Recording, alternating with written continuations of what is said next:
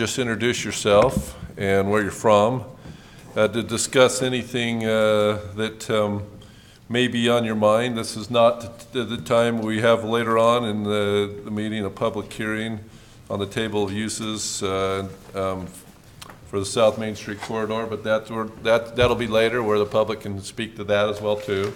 So this would be other issues besides that, just anything that may be on your mind, and anyone's welcome. And just keep your comments to 2 or 3 minutes if you would desire to speak. So it's now open.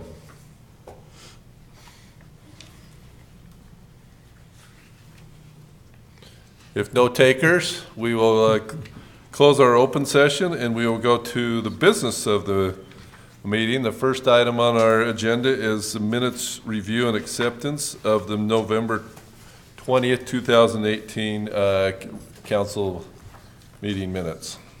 Any comments on those minutes? Council members, or questions?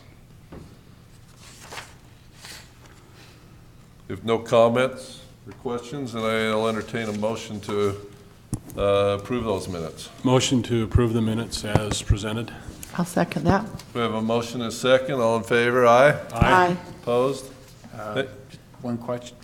Sorry. I'm not sure you can motion because you weren't on that set of minutes. Is that correct? I just want to make sure. Can they approve the minutes they're not on, or just not edits? Oh. They can make the motion and vote on it because the minutes are Okay, just being wanna make adopted sure. by the body. All right, just wanted to make sure. Okay. Because we had that question in the past.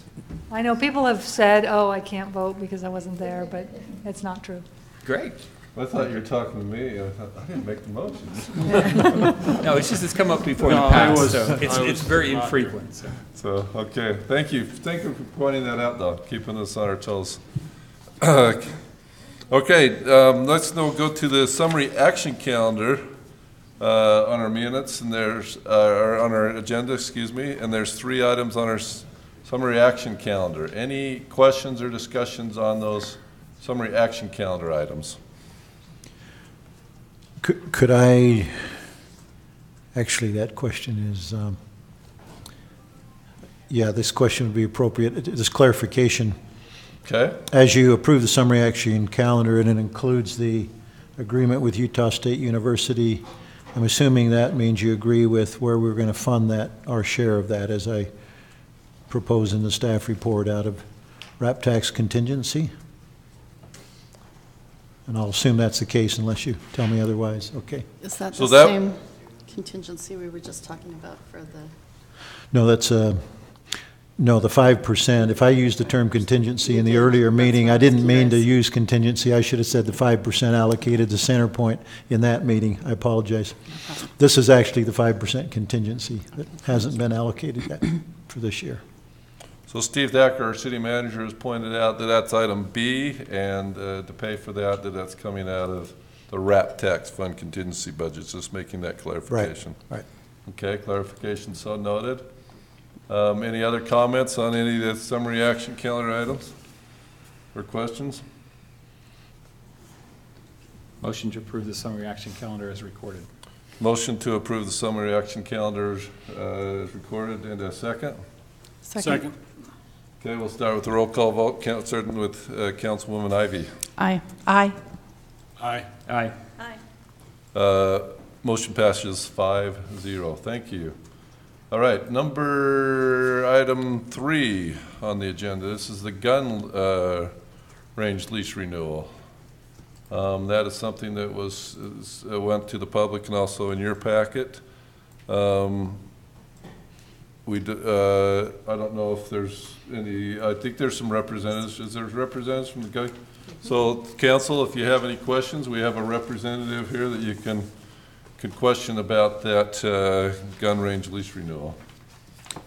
Do you want any recap from Lisa about the process we've been through? Or? Sure, Lisa. Okay. You look like you're raring to go. Thank you. Yes. Well, as you know, the city owns property up on the hill that we lease to the Centerville Small Arms Association. We entered into a lengthy lease renewal in 2013, and we only gave them a 5-year lease because we wanted to see how those lease amendments went. And here we are. It's already been 5 years. I think things have gone pretty well. So they came to us for a lease renewal. But as the council recalls, since we're working on the foothills and doing a lot of studies with the trails and things like that, we felt like we weren't comfortable granting the 5-year renewal, but we're going to grant them a 1-year renewal just while we finish up the foothills study. I don't think the intent is to not renew their lease, but to give us 1 more year after we complete that study to see if there's any other lease amendments that we might want. So since we were doing that's why it's kind of an odd 1-year renewal, but there's also a sentence right after that that says, after that 1 year, they can come back and likely get a 5-year renewal. And then we'll be back on the 5-year renewal after that. So we've been working with the gun range representatives and have had a couple meetings and made a few amendments. They're very minor, I think, but just we talked about what issues we've been having and sort of the police department use. So we've added a clause on that, and where the flags should be flown. So we've amended the exhibit on some of the locations. So if you have any specific questions on the amendments, I'm happy to answer them. And Jim Stevens is here if you might want to give him an opportunity just to make a statement. Jim, are you comfortable, or do you want to stand up? There you go. If they don't have any questions, you can just sing us a song or something. If I'm blushing, it's because I'm hiding behind this poinsettia. We've been working extensively with the city manager, Mr. Thacker, and with... Would you, Lisa, put that flower down? I don't think the staff that put that there realized that that was going to be right in the line of sight. Thank you. You're wearing red, you just all blend together. So. We are in explicit agreement with the city management here that you need that extra year to get this stuff squared away.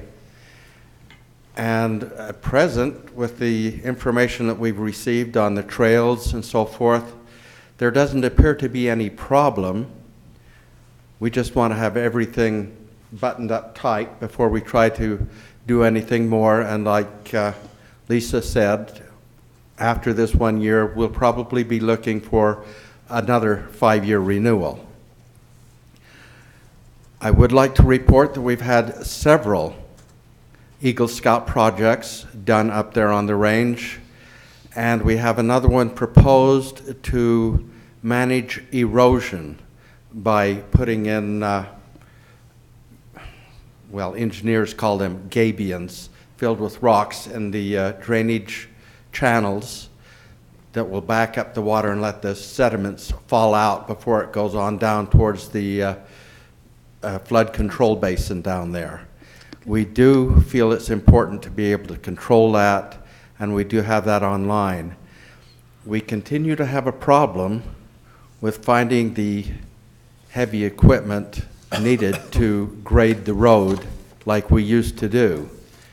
But we're working on it, and we hope that this next spring we'll have that done.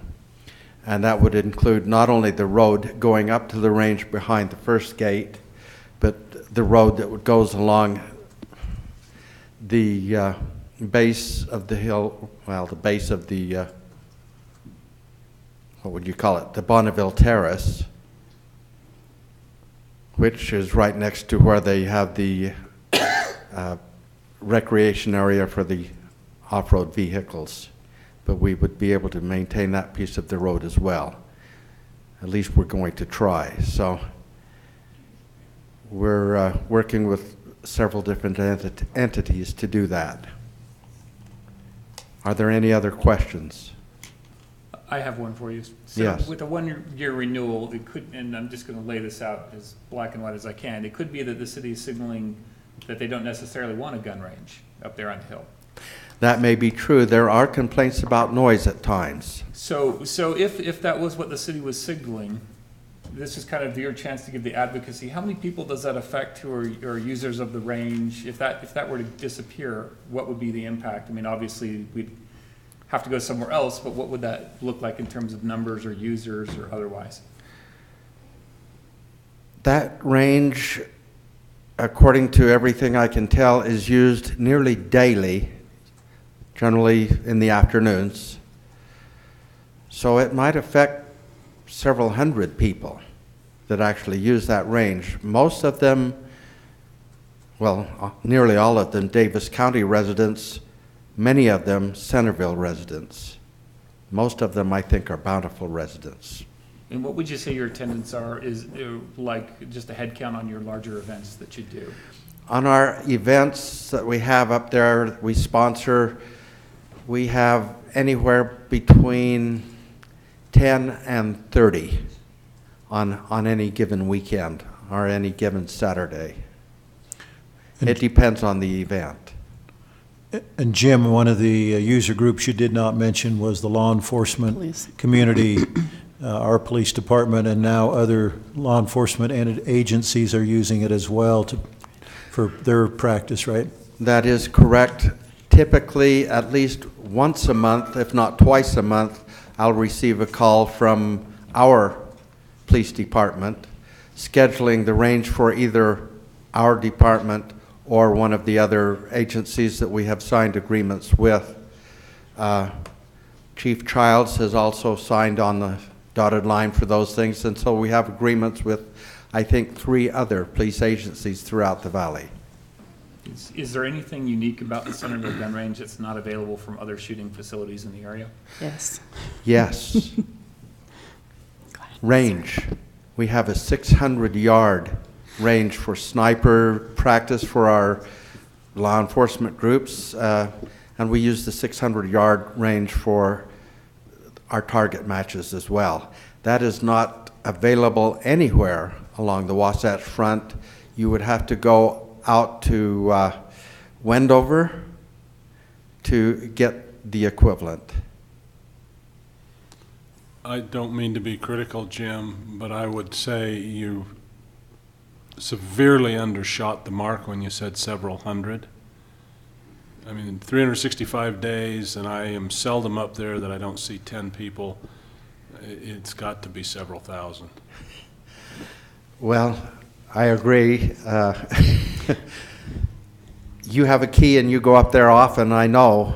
So I have undershot the mark, but I'm trying to be very conservative. Okay, well, for the record, I felt like the bigger number ought to be expressed.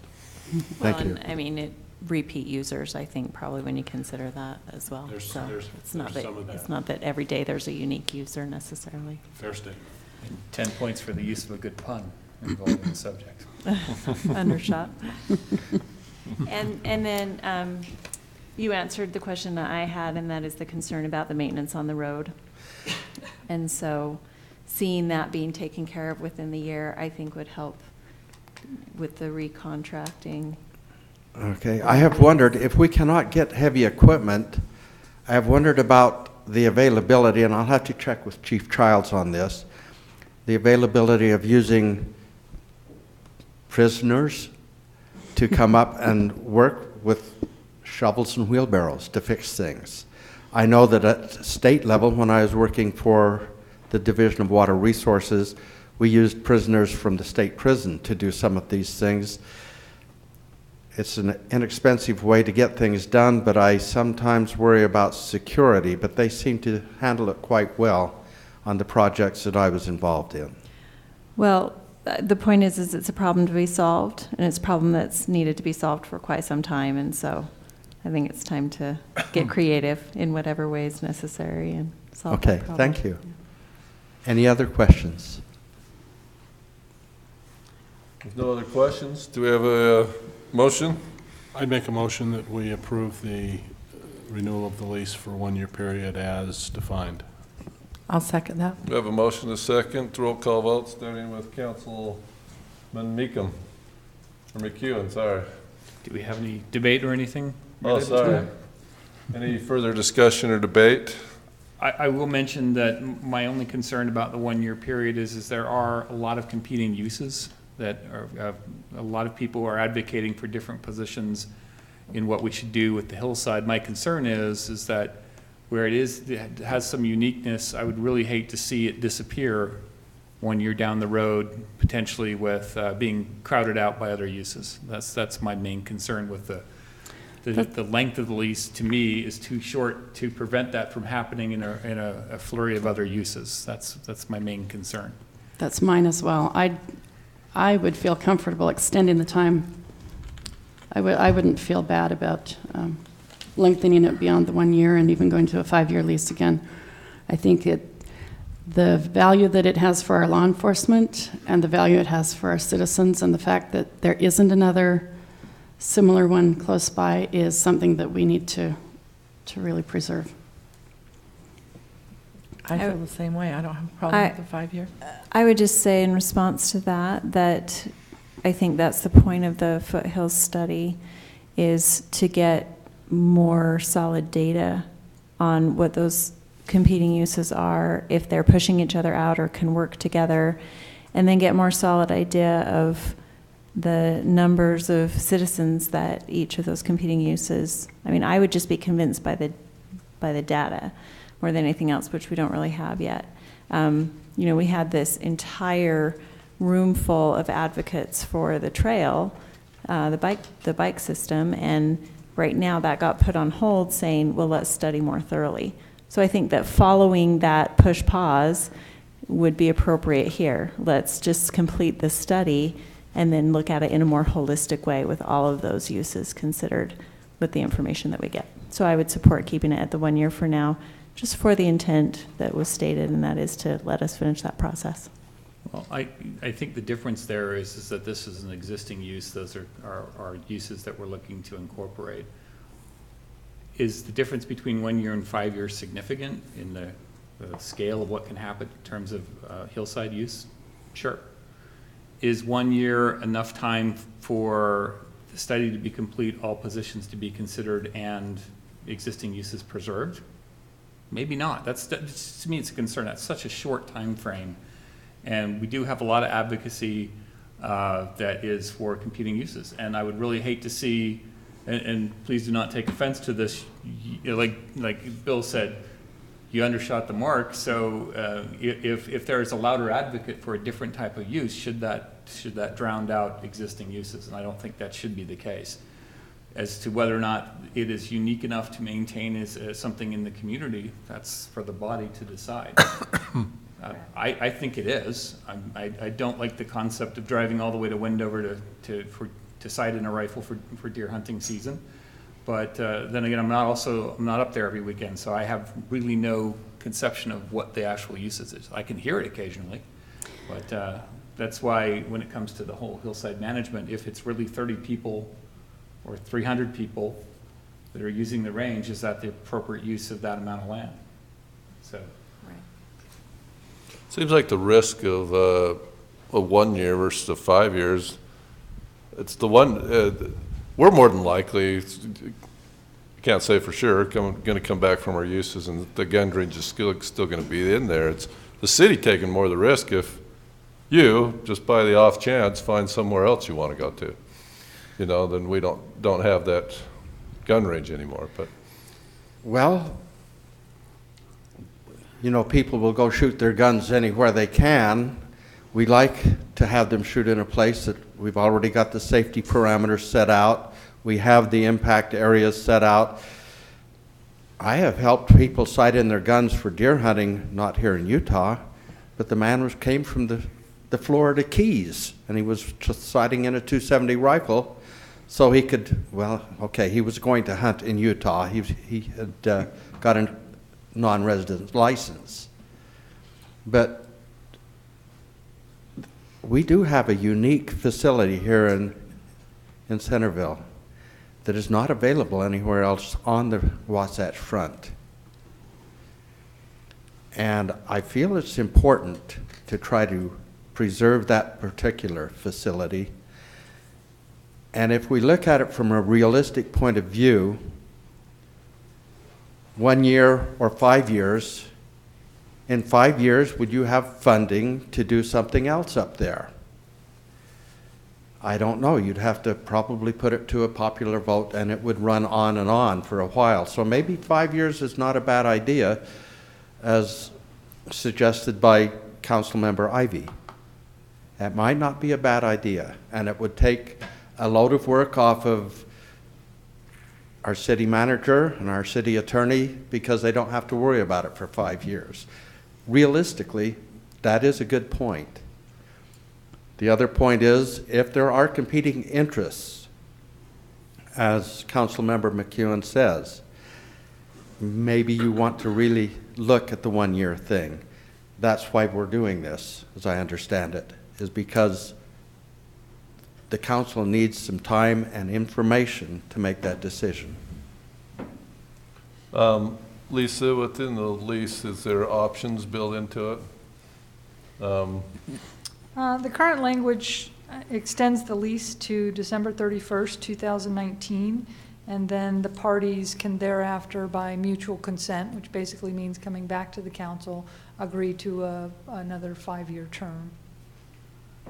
But obviously, the parties can always come back and amend it to whatever term they would like. Can language, or is this not useful, be put in there regarding what comes back from the hillside study, or?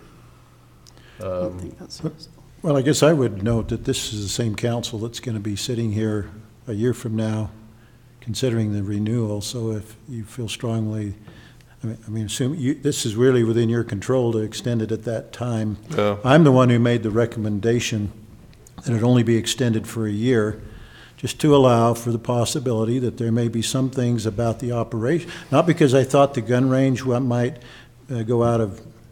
be pushed out of use, but because there may be some things about operations of the gun range, some related issues that would be identified during this comprehensive study that ought to be taken into account in the renewal of the lease come end of next year.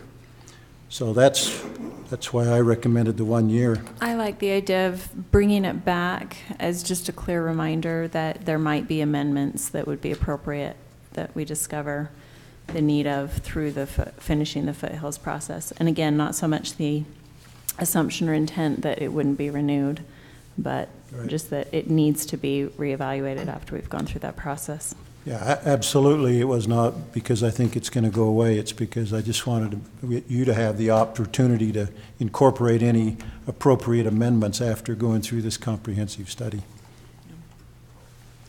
And in that light, Steve, I can support that.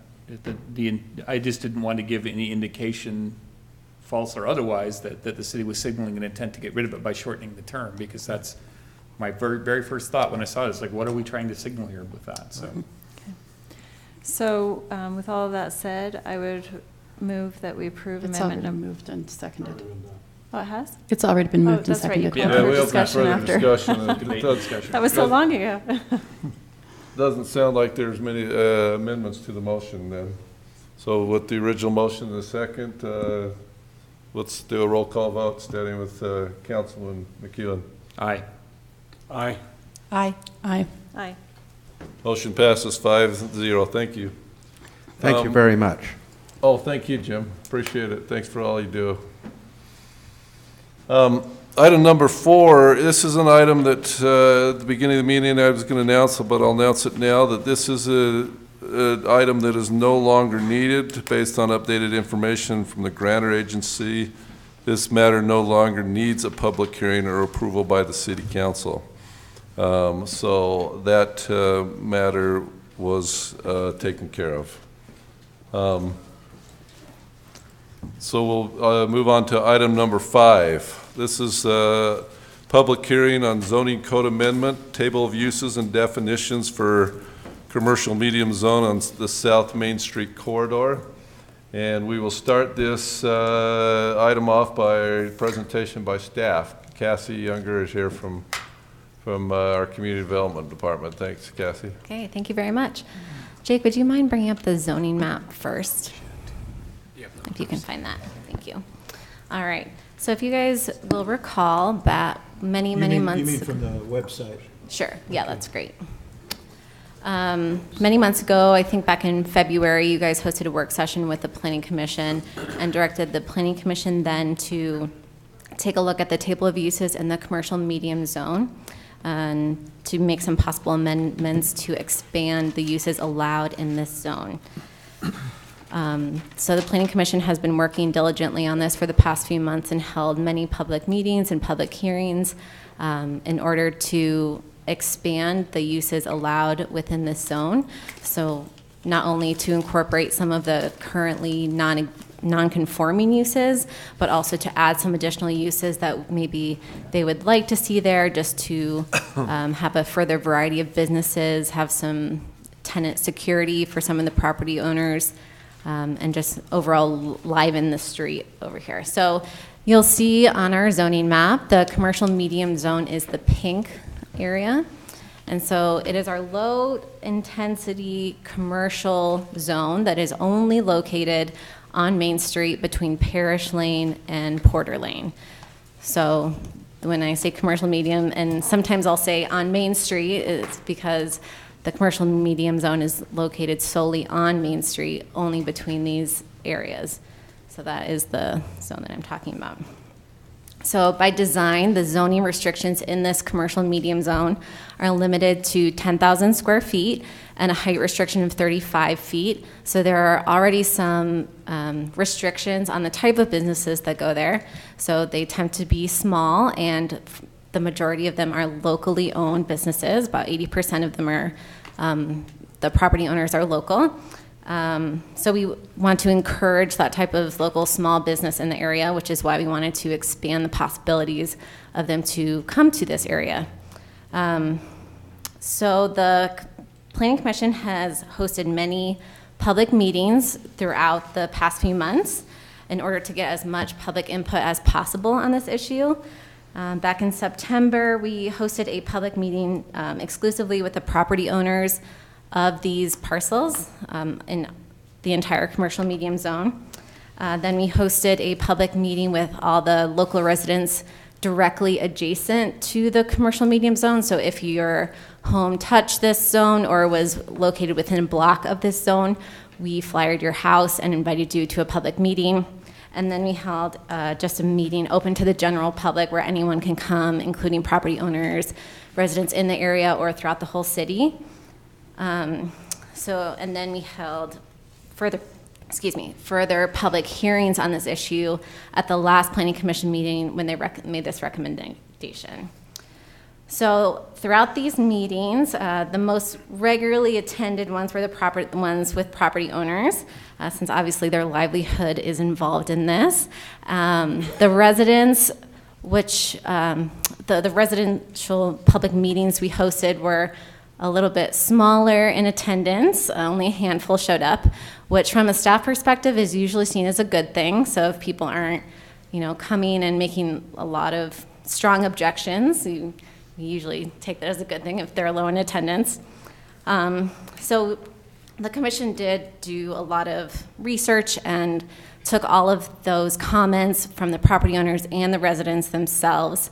And you can see in your backup material, there is a list of all those comments that were made throughout all of those meetings, and took them into consideration when making this recommendation to you. And so the list that we originally came up with many months ago is different from the list that you'll see in front of you today. So the list that is in the staff report, and Jake, if you could bring that up now, that'd be great, is only going to be amending that commercial medium zone that I was describing earlier.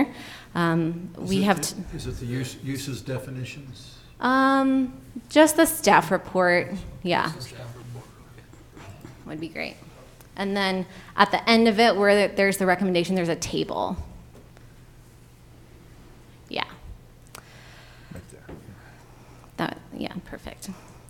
So these recommended amendments would only be to the commercial medium zone, and I know that there has been talk in the past about amending the overlay. The overlay would be another set of public hearings and processes, so this would only be the base zone of that Main Street area.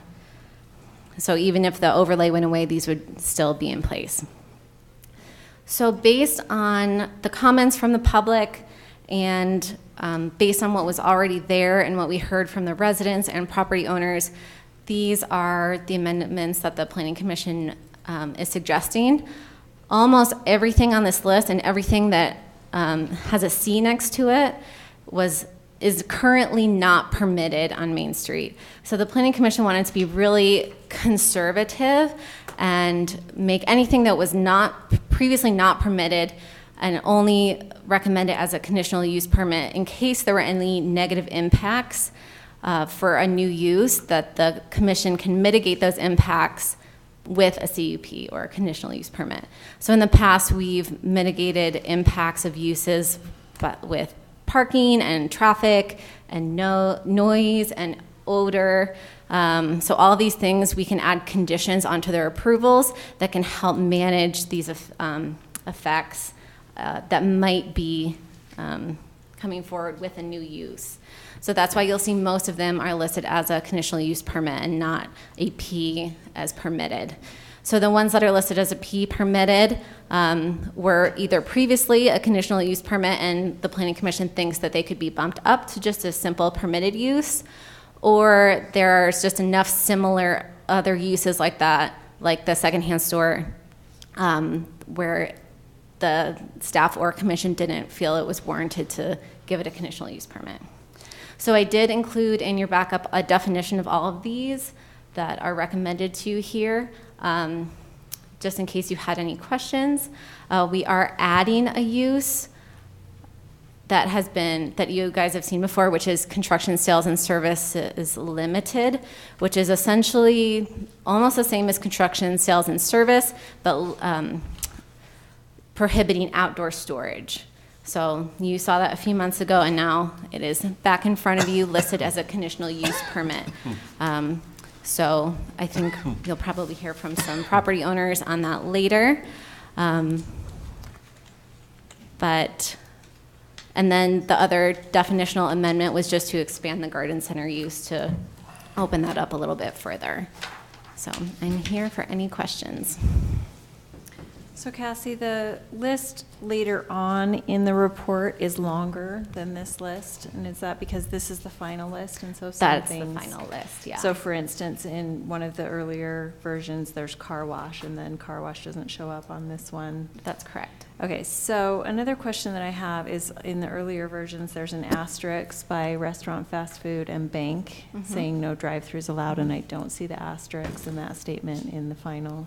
Yeah, that was considered within the commission, kind of back and forth, because they didn't necessarily want to, some of them didn't want to add more drive-throughs in a city that already has a lot of drive-throughs, but they ultimately decided to allow things like fast food and banks with the option to have a drive-through, so there would be no further restrictions or limitations on drive-throughs in this zone.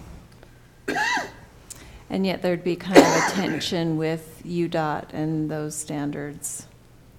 Well, if they did want to have a drive-through, they would probably go through the site plan process and have to get any approvals from UDOT. So it's not saying that they will have them, because that's another set of site plan discussion. Just to help Cassie out in the debate, it was at the commission related to your question. Drive-throughs were desired by some of the commissioners and some were not. And the argument for them was that UDOT's restriction for allowing additional access points would be prohibitive. And so the argument that was made at the commission is if a drive-through was occur, then it would be probably a corner lot, most likely, similar to the Cutler sandwiches where you have a drive-through that's going onto a local street rather than onto Main Street. The other argument made at the meeting by one of the commissioners is, look, they know the restrictions, because the argument is that we have all of these overlay restrictions still in place. The fabric, how much of your building has to occupy the lot, which could potentially make it difficult to establish a drive-through. But the commissioner made at the meeting is a person who needs a drive-through is going to take a look at those standards. And either they're going to figure out a way to meet those standards or they're going to pick another piece of property. So let's be open to allow them to be creative, that if there was some way they can accommodate a drive-through and meet the overlay standards and the UDOT restrictions, then let them do it. And ultimately, the argument won out to not put the asterisks in place, is what the majority recommendation was. An example of that being like the Zions Bank on Main Street in Bountiful, where the frontage of the store, you wouldn't ever guess there's a drive-through, but then it goes deeper back into In the back the part of the lot. neighborhood, Correct. right? So, but As a then- professional, would you suggest they do that on Main Street? Who do what? As you, as a professional, would you suggest that we allow drive-throughs on Main Street? Well, as a professional, you have to balance. I agree with both sides of the argument. I'm gonna let you have your debate about it.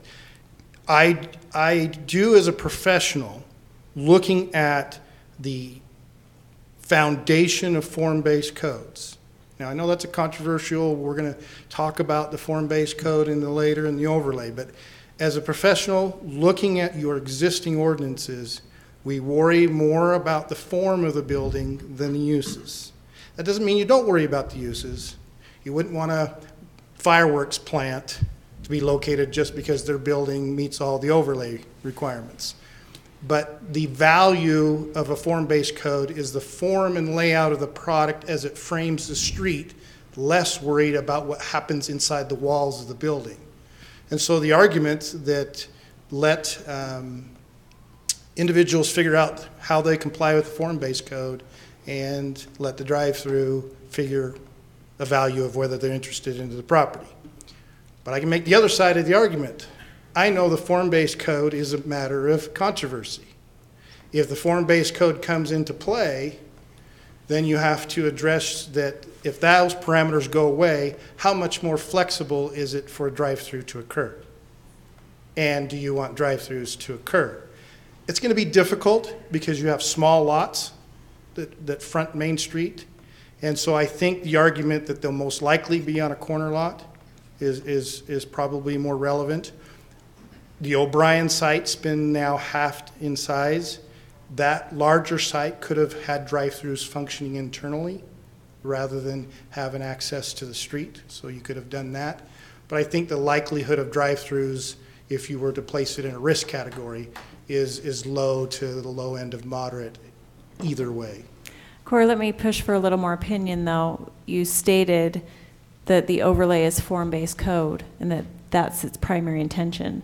But I would argue that the form-based code's intention was to support a neighborhood-friendly Main Street, a pedestrian, walkable, neighborhood feeling kind of rather than just car-centric. And so if you're considering that and the stated purposes in the general plan portion, the Main Street general plan portion, then what would you say to Robin's question? Is it a good idea?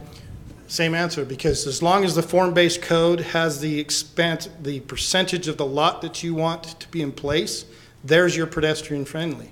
If somebody can couple their primary access coming off of the street and then wrap around the back and have a drive-through component associated with their product and exit out onto a local street at the corner, you haven't interrupted that pedestrian scape of the form-based design, which is oriented to Main Street, is not oriented to the side interior. So then the protection becomes relying on the form-based code standards, but to your point, if those go away, then we we're very potentially vulnerable. have a different risk. If we've allowed it value. here and we take the form base away, then we're very vulnerable. You're more vulnerable. Yeah. Yes. Okay. So I had a question, since you brought up the conditional use permit, could you just go into a little bit more depth on that in terms of what controls that gives the city? Because what I'm often told by anyone who talks to me about a conditional use permit is if they meet the conditions, they can build whatever it is they were going to build, regardless of what the city wants to do. That's a common thing that's been put out there. Can you explain just a little bit more what controls the city has in a conditional use permit as related to, just pick any one of these uses, don't care which one. Yeah, so in a way, you are right that a conditional use permit is essentially a yes, but with more limitations and with conditions. So if the Planning Commission, for example, is worried about, like a recent example is the catering limited thing that came up. So there was a little bit of anxiety about that use on Main Street, and maybe there still is, but the Planning Commission put a large list of conditions on that user to have their trucks parked behind a certain space, to have their lighting be a certain way, to not disseminate any odors, so residents around them won't be able to smell their food. So as long as you can limit the number of negative impacts on the surrounding properties in some condition, in some way or another, and they abide to them with their approval, it is an allowed use. So you're allowed to restrict them in certain ways that you might be uncomfortable with in order to allow them onto that property. So if you take that example, if we had another catering limited that came to Main Street, the maximum set of conditional uses or conditions would be no greater than that was already applied to another property. So we can't add additional or remove, you can't, how much, basically if I'm a business owner and I'm looking at it and I say, okay, well down the street, I know what conditions were placed on them, that's at least what I'm going to expect from the city, or do I expect less or more? I'm trying to understand how the standard gets applied fairly. So under the state statute, which actually regulates this, the only way you can deny a conditional use permit is if you identify negative impacts. Okay, so number one, you have to identify negative impacts. And number two, those negative impacts cannot be mitigated with conditions, as Cassie has explained. So, but in my opinion, each site will be analyzed on its own for its negative impact. And so if you can come up with something for a different section that says, hey, this is a negative impact. So I think it would be very hard to say, okay, if you have this exact use right next door, then your hypothetical the answer might be, yes, we're probably going to add the exact same conditions. But very rarely in zoning are two sites exactly, similarly situated or exact same uses, but so yes, in the extreme, if they're exactly alike and all negative impacts are exactly the same, we're probably going to issue similar conditions, but it doesn't, in my opinion, the next time around, let's say you find additional negative impacts, you could add additional conditions. So rarely are you going to be limited by conditions that you imposed on a previous conditional use permit. That would be the point that I would make, is that sometimes in having experience with something the first time around, you discover more things that need to be mitigated for. And that would be my opinion. So for instance, our experience with used cars sold on Main Street, we've learned, okay, these are some more conditions that we want to impose because we have more experience with the negative impacts now, and you can add additional conditions. But in the classes that I've gone to on planning, all of them have said, if you're not comfortable with it, if you're not comfortable with it being permitted, don't put conditional use, because you can say there's a problem with traffic, but if they come in and do a traffic study and there's not, you have to give it to them.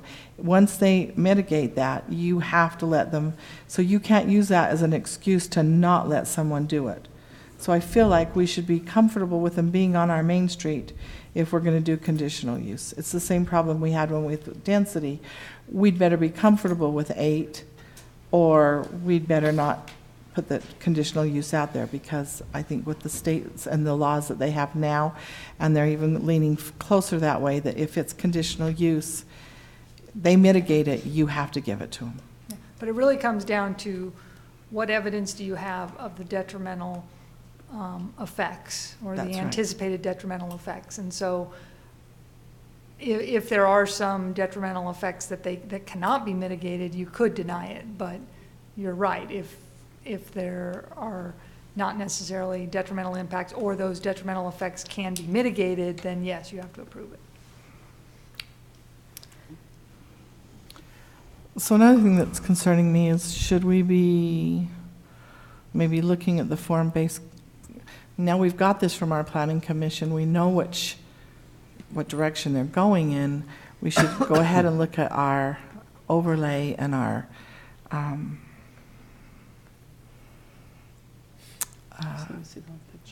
so we can see the whole picture. So we know with our form-based zoning, because how we vote on this is going to make a difference to whether we have form-based or whether we don't.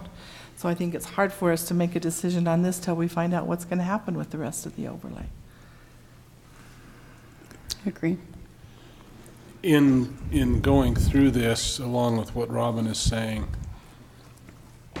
I would like to request Well, and maybe I should be asking this as a question first. How extensive is this list of uses and definitions? This is only the things that are on the list being considered, correct? That are being considered to change, yes. To change or being considered? Yeah, so everything is a change. So most of this list is currently not permitted in the commercial medium zone, with the exception of bank Three and things. cultural service, I think, are the only two. So there are further there's, obviously uses that are currently allowed. That's a longer list, but these are the only amendments to the table of uses in this table. How many uses? What is the most comprehensive list of uses that there is? I mean, we've got these that aren't permitted we're considering. We've got the ones that are on there already. Mm-hmm. Is there a comprehensive list of all uses that are considered in zoning? Yes, it is 1236 in your zoning code. So it's just a really big table, and it'll have everything from industrial uses to residential uses, and most of these, almost all of them are commercial uses. So that will show you everything that's permitted in the CM zone currently, and that has a CUP, and everything in front of you that's being proposed to change is currently listed as not permitted. So how unreasonable of a request would it be for me to ask either you or Corey, since that makes up the department, to provide a list? Here is the full list. Here is what is currently permitted, and here's what we're going to. So Jake, if you scroll down, The comprehensive list is in your code, and it's listed by residential uses, public civic uses, commercial uses, industrial uses. So that comprehensive list is in your zoning ordinance available to you online. and Jacob, if you scroll down from where we are. We're just simply showing you for the CM district, these are the ones that the commission's recommending a change to. There are other lists, there are other uses not here that are already in the In the CM zone. actual ordinance, Yeah, if you go to the actual ordinance. if you go to the you'll see. actual ordinance that we're considering, there's an example of pieces of that part of the code. Okay, so, yeah, scroll down. It's that table right Yes, there. I do understand that. But what I'm saying is, and maybe I'm making an unreasonable request, but this is just the way my brain works. I'd like to see a list. Here's a full section of uses. Here's the ones we have. Here's the ones we're talking about. Help me understand why you feel you don't have the full list. It's not that I feel like I don't have the full list. I'd like them in a comparative fashion so that I can quickly and easily look at it and say, here's everything, here's what I have, here's what I'm proposing. So if I provided you the online copy to the list as an exhibit, you'd be able to do that? Well, I'm trying to get you to do it rather than me having to do it. Well, what am I performing for you? That's my question. Pardon? What am I trying to perform for you? I'm not clear what I'm trying to perform for you. Because I can provide you a list of all the comprehensive uses. I can provide you this table. What's the comparison, what's the yin and the yang you're trying to get I'd to? like everything on one sheet of paper. I can't get it all in one sheet of paper. Do you want us to pull up 1236? Yeah, that'd be great, Sure. give 'em Just to give you a visual. And the commercial, It's is like 1236. 6 or 7 pages long. 1236-040 provides just the commercial uses, and then you're gonna have a similar table for residential and another table for civic uses. So the thing about it, Bill, is that the only use that's being added that doesn't already exist in the list is the construction sales and services limited. Other than that, the only change is in this commercial medium. Yeah, are you thinking that the uses that Cassie has shown you from the planning commission are new uses to the city in its city? entirety? No. Oh, okay. No, I'm just, 'Cause this is your list. I got frustrated trying to make my own list. I'm trying to get you to make a Yeah. list for me. This is your list, and so this is starting with the commercial section, and then here's all your zoning districts. And this calls out whether it's allowed in that zoning district. So just I kind of understand that, and I looking in only the wanted- CM column, that is the full list, so, You just So you want a can't see, table yeah. created with all of the CM?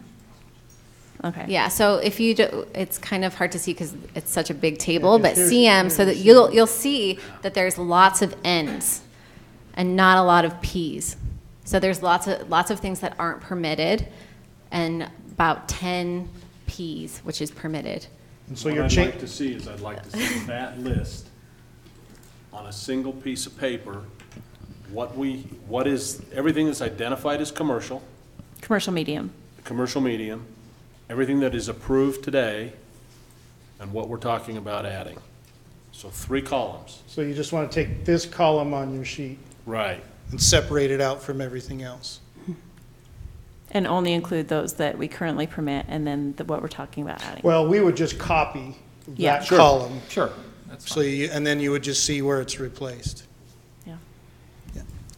So I you think can that do- would be helpful. I had Yeah, in your- in your- citizen input to me that Yeah, said in- that it was in hard your to ordinance, you understand kind of this. have that. The draft in the ordinance has the larger table and a red line with the changes.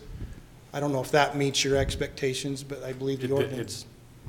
So Jake, you just copied that Excel, so is that something that you could send over, and will that suffice, or?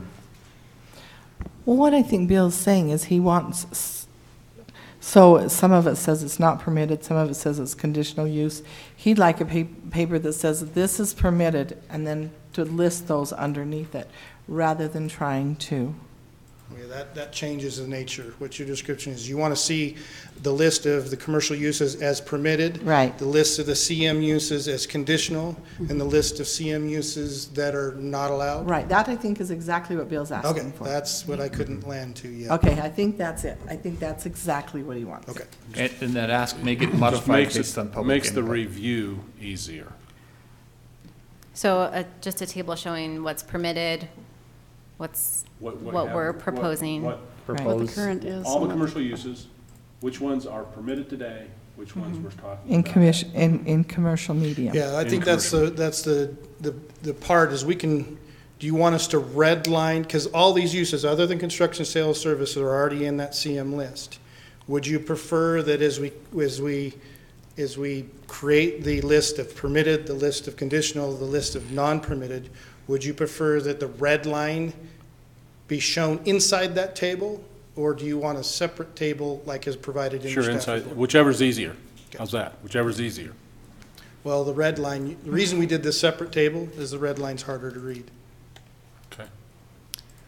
That would help me out. I'm So I Thanks. think it is interesting to compare what is permitted and not permitted in CUP currently. But the Planning Commission wasn't super concerned with what is currently allowed there because they wanted to open it up further. So everything that's permitted now or a CUP now, we're not touching really. The only things that are, the list is as concise as it is because all of those are currently not permitted, and we simply wanted to add more uses and not really take away any other uses. So that's why it's such a short, limited list, because the commission didn't really concern itself too much with what's already permitted, but really with what was not permitted there, if that makes sense. But out of the ones that they chose to look at, didn't they put everything on? They didn't deny anything that they had looked at, did they? They struck quite a few from the original list that was made 6 months ago, yeah. And I think that's what Robin's getting to as far as this is definitely after the public has a chance to speak, because I know you're all just eager to jump up here and talk. We're sorry we go on so long. Is that the two philosophies are, is it permitted use or is it overlay that prevents development? And that's kind of, I think that's the two that are trying to be weighed here, is if the uses were left alone, this is the hypothetical, and the overlay changed, does that suddenly foster development because the existing business property owners could redevelop in a fashion they'd like to? Or is it the other, or is it a hybrid of two? I think that's what, at least from what I've interpreted, that's some of the thought Yeah. process in there. So, yes, the overlay will have to be a completely separate amendment process. And this is just amending that base zone that's going to stay no matter if the overlay comes or goes. But the argument from a professional standpoint, the overlay is a form-based code, and the principle behind a form-based code is that we don't really care what's inside of the building as long as the outside looks nice. So whatever kind of store you have inside, as long as you can build it to these standards, go for it. So by limiting the uses in the commercial medium zone, you're kind of making that overlay not as useful, because you're not only limiting the building and bringing that up to higher architectural standards, and you're also restricting what can go inside of it. So by expanding the uses allowed in the commercial medium zone, which therefore in the end is affected in the overlay, just allows for a bigger variety of businesses to go in these buildings. That makes sense. And I think it's part of that discussion really is what I think at least the good process that's going through my mind is if I have an existing building and I can retrofit it to another use, so say I do a 50% remodel, but I don't have to demolish my building to meet an architectural standard, would that have fostered redevelopment in that area versus maintaining an architectural standard, the form-based zone, and cause not only a rebuild of the building potentially, discouraging the use? So I think it's a hybrid between the two. I just don't know where. So that's kind of where I'm looking at with that. So. Thanks, Cassie. And thank you, council, for all your questions and comments so far. This is a matter for public hearing, so we want to hear from you as well. Obviously, there's no applicant on this, so it is now the public hearing part. And you're welcome to come to either of these microphones and state your name, maybe what your interest is and where you're from. So at this point in time, I will open up the public hearing on this matter. Hi, I'm Robin Neville, Centerville, Utah. Before I read what I prepared, I just want to say that Cassie mentioned that we were notified throughout this process about meetings. We live adjacent to O'Brien's Glass, and this was the first meeting we have been officially invited to. So I don't know where the mix-up that's why I think there was low attendance. So I'm just going to read this. I've sent this to the mayor, and I've sent this to the city council members today. I appreciate the planning of the city council for wanting to revitalize Main Street by their looking into the changing the table of uses. However, many problems could arise as a result of this to its neighbors and the surrounding residences. There are 26 households that fall into this category. A major concern is too much commercial along Main Street, destroying the feeling of our small town. There could also be a decrease in homeowners' property value, additional traffic, employees and customers parking on residential streets, debris, smells, noise, delivery traffic, light pollution, lack of privacy, and unattractive vehicles or signage. Main Street is part of Centerville's Dual Creek Historic District and would be negatively affected by increasing commercial uses on this street. The Centerville Landmarks Commission was created by the city to identify, preserve, protect, and enhance historic buildings, sites, monuments, streetscapes, landmarks, and museum artifacts within the city that are architecturally or historically significant.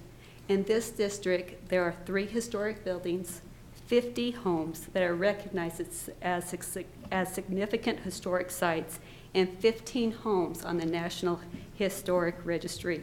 Please develop Main Street in harmony with this.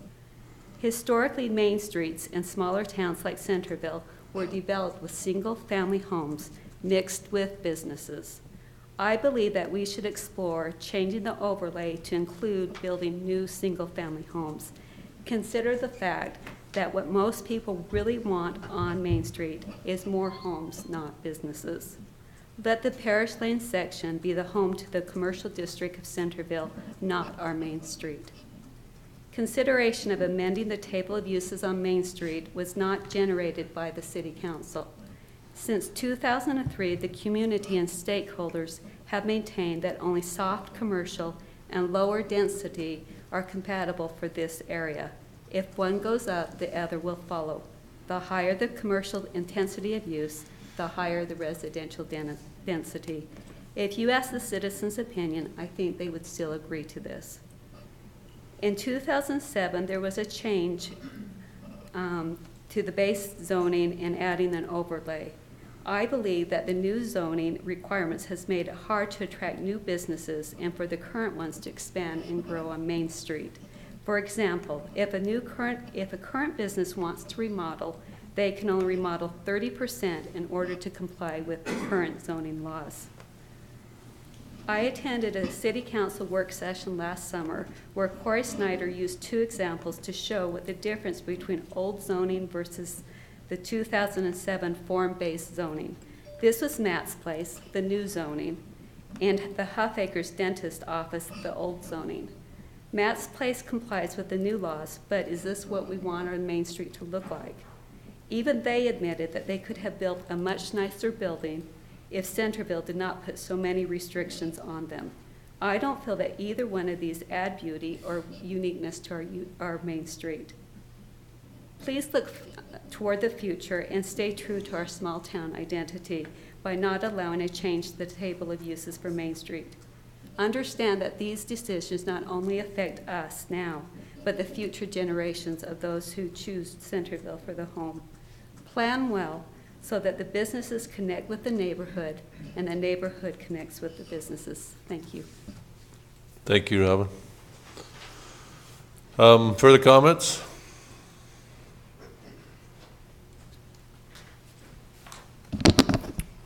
Travis Shoup, property owner of the current fire station location and business owner of longtime Centerville business,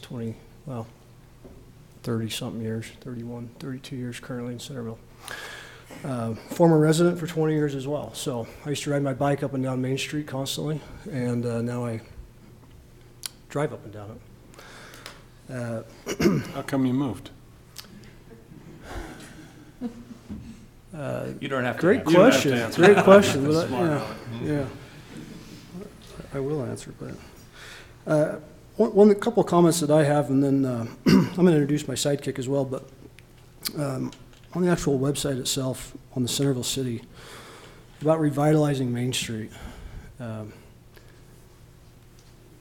we are seeing decline. We are seeing vacancies, and I think this goes back to this hybrid comment maybe that George made, that we have this overlay and then we have these uses. I think they do play together. If you get rid of the overlay, you still only have 10 Ps that can do something with those properties. So you've choked the amount of investment or revitalization that can happen because there's not a lot permitted. And so as we take this approach, obviously we fall under the red-lined use. And I guess we've attended all of these public meetings, public hearings about the table of use amendment. And often I've made the comment, we're prepared to make a big investment on Main Street. And I've had a lot of questions from residents as to, well, what would you do different to the building? That's where I'm going to introduce my Dwight E. with Process Design. We've hired him to look to see what could we use, or how could we use this property as construction sales and service limited. And so I'm going to let him comment as well. So I'm Dwight E. with Process Studio. We're an architecture firm that Shoup Electric hired to help them understand what the form-based code currently means and what they could potentially do to the building if they were eventually allowed to move on there. For us, looking at your form-based code, realistically, what we understand kind of the zoning is primarily kind of how you front Main Street and how you create, supposing a pedestrian scale, right? This idea that your buildings now have to move to between 10 and 15 feet from Main Street to create kind of a strong pedestrian edge. That's what we've done here. What we're showing is that the existing fire station actually sits about 20 to 25 feet back. And so What we're showing is actually doing a front addition and a side addition to the existing kind of firehouse that we wrap to give them office space and storage. Could you just turn that one around and like set it so the public can see it? Yep. Or, yeah, sign holder, that works even better. I'm gonna leave these in the back too, just so that the public can look at them, for the duration of the meeting as well. So the way that works for this, their particular use is when it comes is that what we've done is we've fronted both Main Street and 100 South with their actual office space. That allows us to do something architecturally that addresses the form-based standards, which is increasing kind of visibility, storefront usage, and making it feel much more like kind of a typical commercial building. Even though they're commercial services, they are not necessarily doing retail day in, day out there. What that means for us relative to the building is that what we've developed here based upon scale and the way the form-based code is that we've tried to do something that really reads as a kind of a retail commercial building, even though they're kind of commercial services limited. And the reason why we did that is that we've kind of looked at it from a way in which we are trying to future plan for Shoup and their investment here. Their idea is that the building, based upon the way in which the form-based code is written, is that I have to include commercial entrances every 50 feet. It makes me break down the scale of this building. And so what we've done is that right now we're showing a primary entrance for then the corner. We have the center box and then another kind of mirrored kind of cinder block storefront on the other side. That allows us to eventually, what we've done for them is that, say they move in 10 or 15 years or even sooner, is we can divide the space into 3,000 square foot retail spaces in which the parking based upon your current zoning and would be supplied by the current site. We can make it work, the off-street parking and on-street parking requirements, but then that allows us to go from a single commercial use to a multi-tenant commercial use where the building supports this. And this is, again, based upon addressing the form-based codes that you've already written. So your discussion about it's the chicken and the egg, is it the form-based code or actually the zoning or the kind of conditional uses that is driving how you might develop this, I would argue from an architectural standpoint that yes, it's a hybrid of both. In fact, my argument would be from an architectural standpoint is that if we can understand the principle behind why the form-based code exists and what is desirable on Main Street relative to what the city is looking for, from an architectural standpoint, we can kind of develop something in which we feel we can accommodate both the uses of kind of the owners, whatever these fall into, while giving you architectural standards that kind of meet both needs now and potentially in the future. The challenge is that when you look at your kind of uses now, it is extremely limited. And so, you know, what happens is from our kind of point of view is you're going to have a hard time just finding a lot of clients that fit these kind of narrow uses. Now, if you expand the uses and then have a form-based code that then drives kind of the way in which you want the architectural standard and the experience of Main Street to kind of develop, both now and 100 years from now, the argument would be is something that, you know, buildings owners, building users come and go. That's it. No one lives forever. And so we are constantly adapting, reusing, moving buildings from an architectural standpoint. That's our profession, is we're learning how to make these buildings work both now and for someone who may be very different. And that's what I do often, you know, both in my residential design and when we work for commercial clients. And so understanding the ways in which you develop your kind of, I would argue, the form-based codes, the architectural standards that go with it, I think you could have something in which it is compatible with both the existing uses as well as gives you some flexibility for developing your Main Street core so that in the future, other people can come in and move in. And that's what we hope to do for Shoup and their building here. And we hope that could become kind of a guideway for other people to understand how your form-based code works. Can I answer any questions for you from our standpoint? So are you demolishing any of the current I mean, you're modifying, but are you demolishing any of the current building? No, the existing building, except for a small portion of the front, which we are removing to connect to a lobby space, the existing building stays as is. For us, it's the most efficient way because ultimately the firehouse was built in such a way that it's actually quite compatible for what Shoup's company needs. It's built as a free kind of a load-bearing structure. You have a high bay area, which will be become their internal storage, so they don't have any offsite storage. They have enough room that they can actually pull in their vans to load up their equipment. The current area, which is where the dormitories are, is a free span thing, so we can open it up and that becomes open office plan, which is really nice for them, but it's also, if it becomes a retail space, it's an open retail space. And then we've designed the additions to operate in the same way. So we can create 3 demising walls, in which between those demising walls is pretty much open space. So it works for them now as office space, but in the future it could become 3 different retail spaces that are just kind of open retail spaces that people could move into. So the council and the public all understand, Travis Shoup came and met with me, and he had these designs. My understanding is that these designs would all presently fit our existing overlay.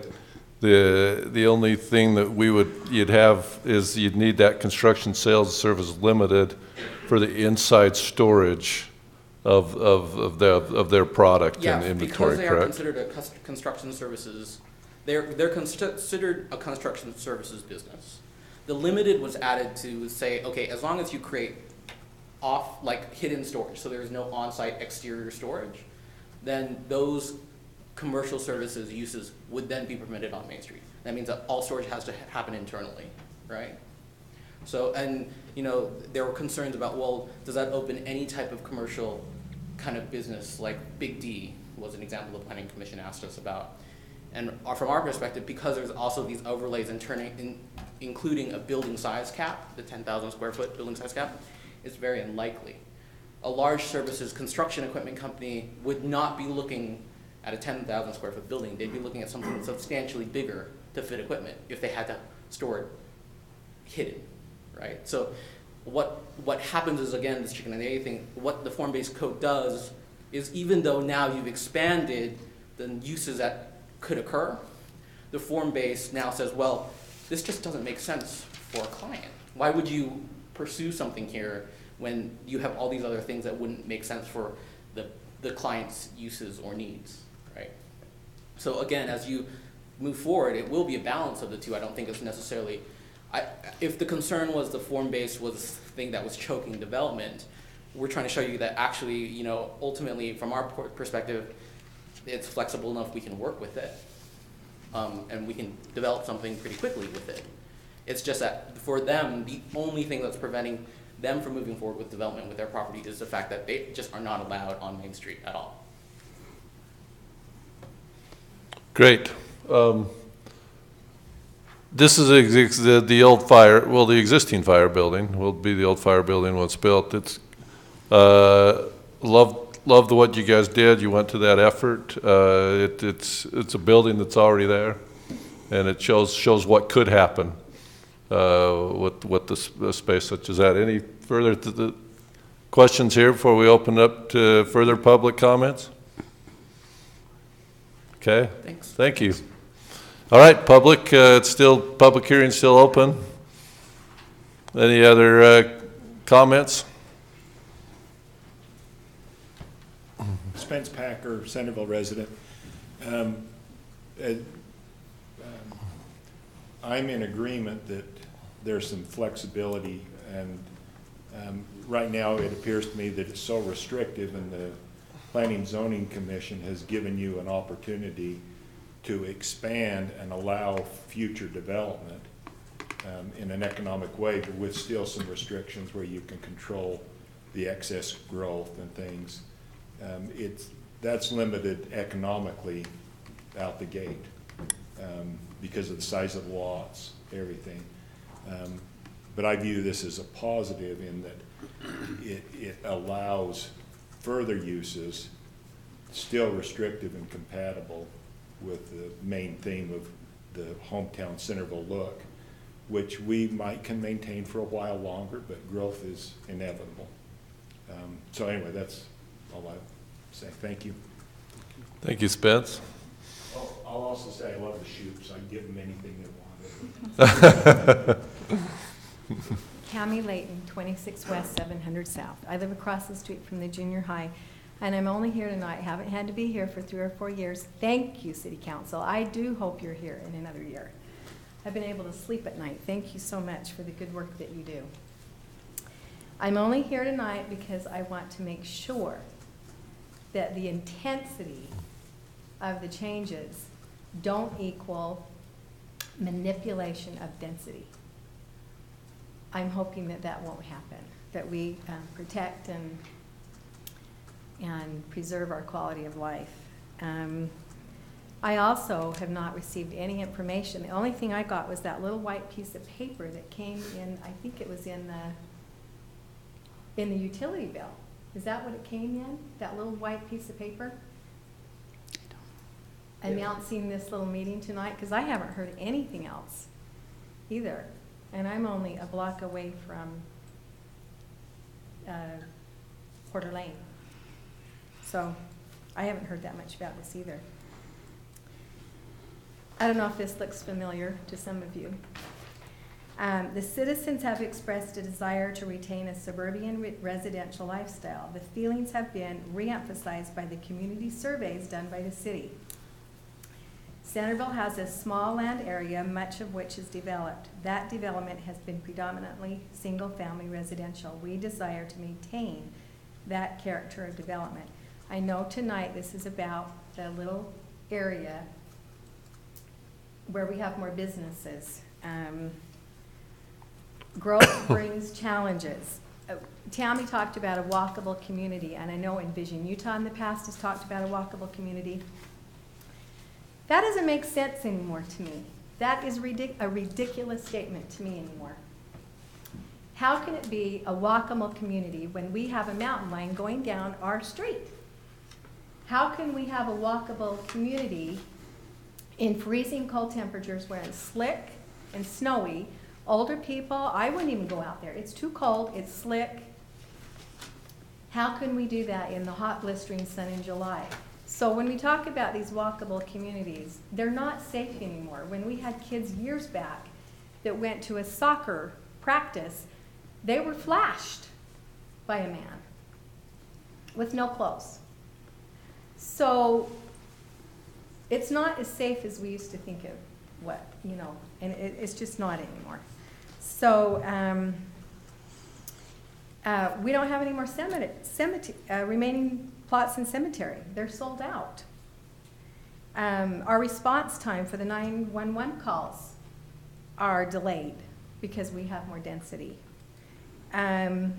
Despite the challenges of growth, Centerville remains a great place to live. That is what Paul Cutler said a few years back. Then why, and I don't know if everyone else is hearing this, but why are people starting to say, wow, it's time to leave, or maybe we ought to think about leaving Centerville? So I think we need to be careful with the intensity of our uses if you're going to reevaluate these properties. And allow our 2003 changes. Be patient with them. Let's give them a chance. I've saved articles, and I want to read some. This was in the Reader's Forum. One says, this person is from Layton. I am continually amazed but unhappy with the expansion of building developments along the Wasatch Front. Though available housing is needed with obvious growth, I do not like the encroachment of multiple dwellings, apartments, condos, townhouses, etc. into established, healthy neighborhoods. There seems to be almost a conspiracy to change zoning in vulnerable neighborhoods and city fathers looking for an increased tax base. This person says, this person's from Kaysville, may the citizens of northern Utah sound a clarion call for reason to preserve quality of life as cities, counties, and primarily the state manifest a frenzied rush for economic development. The result can be seen all around us as we are being overrun by asphalt, brick, and mortar and congestion. The very quality of life and natural beauty we use to attract outside entities, the truth is this: economic development will happen without this intensive push. Therefore, by allowing us a little while longer to enjoy this wonderful place. So this is what's happening with the Shoup Electric. It's evolved. and it's great, and it's great that you're looking at all of this. I actually like Main Street. I love Main Street the way it is. I love the way that firehouse looks. I think it's sad that they're kind of changing it. I like that look. It's homey. This came in our Deseret News, October 2018, Building Utah. This is absolutely pure propaganda. It made me angry, and I had a bad attitude all day. This whole thing is full of biased and not fair representation of citizens. And I want to read some of the verbiage in it. It gives you all these points about all of the housing industry and all of the problems and all the things that why we need to increase our changes of housing style. The time is to act now before it becomes a crisis. The Housing GAP Coalition is taking action by visiting city councils around the state and presenting the report's findings, educating about the importance of planning for future growth, and urging the passage of resolutions showing their commitment to address this issue. Next page. It talks on the Utah housing affordability challenges. So they gave bullet points about how about the Utah's housing challenges. And then they say, let's put pressure on Utah. They're using very strong language. So I hope that that is not what's happening in our city. I hope you're not feeling bullied and manipulated to increase density in our city. I hope you stand up for that because we want a small town atmosphere. I hope that that's not the case. I hope we're very careful. We don't have to be bullied and manipulated in that.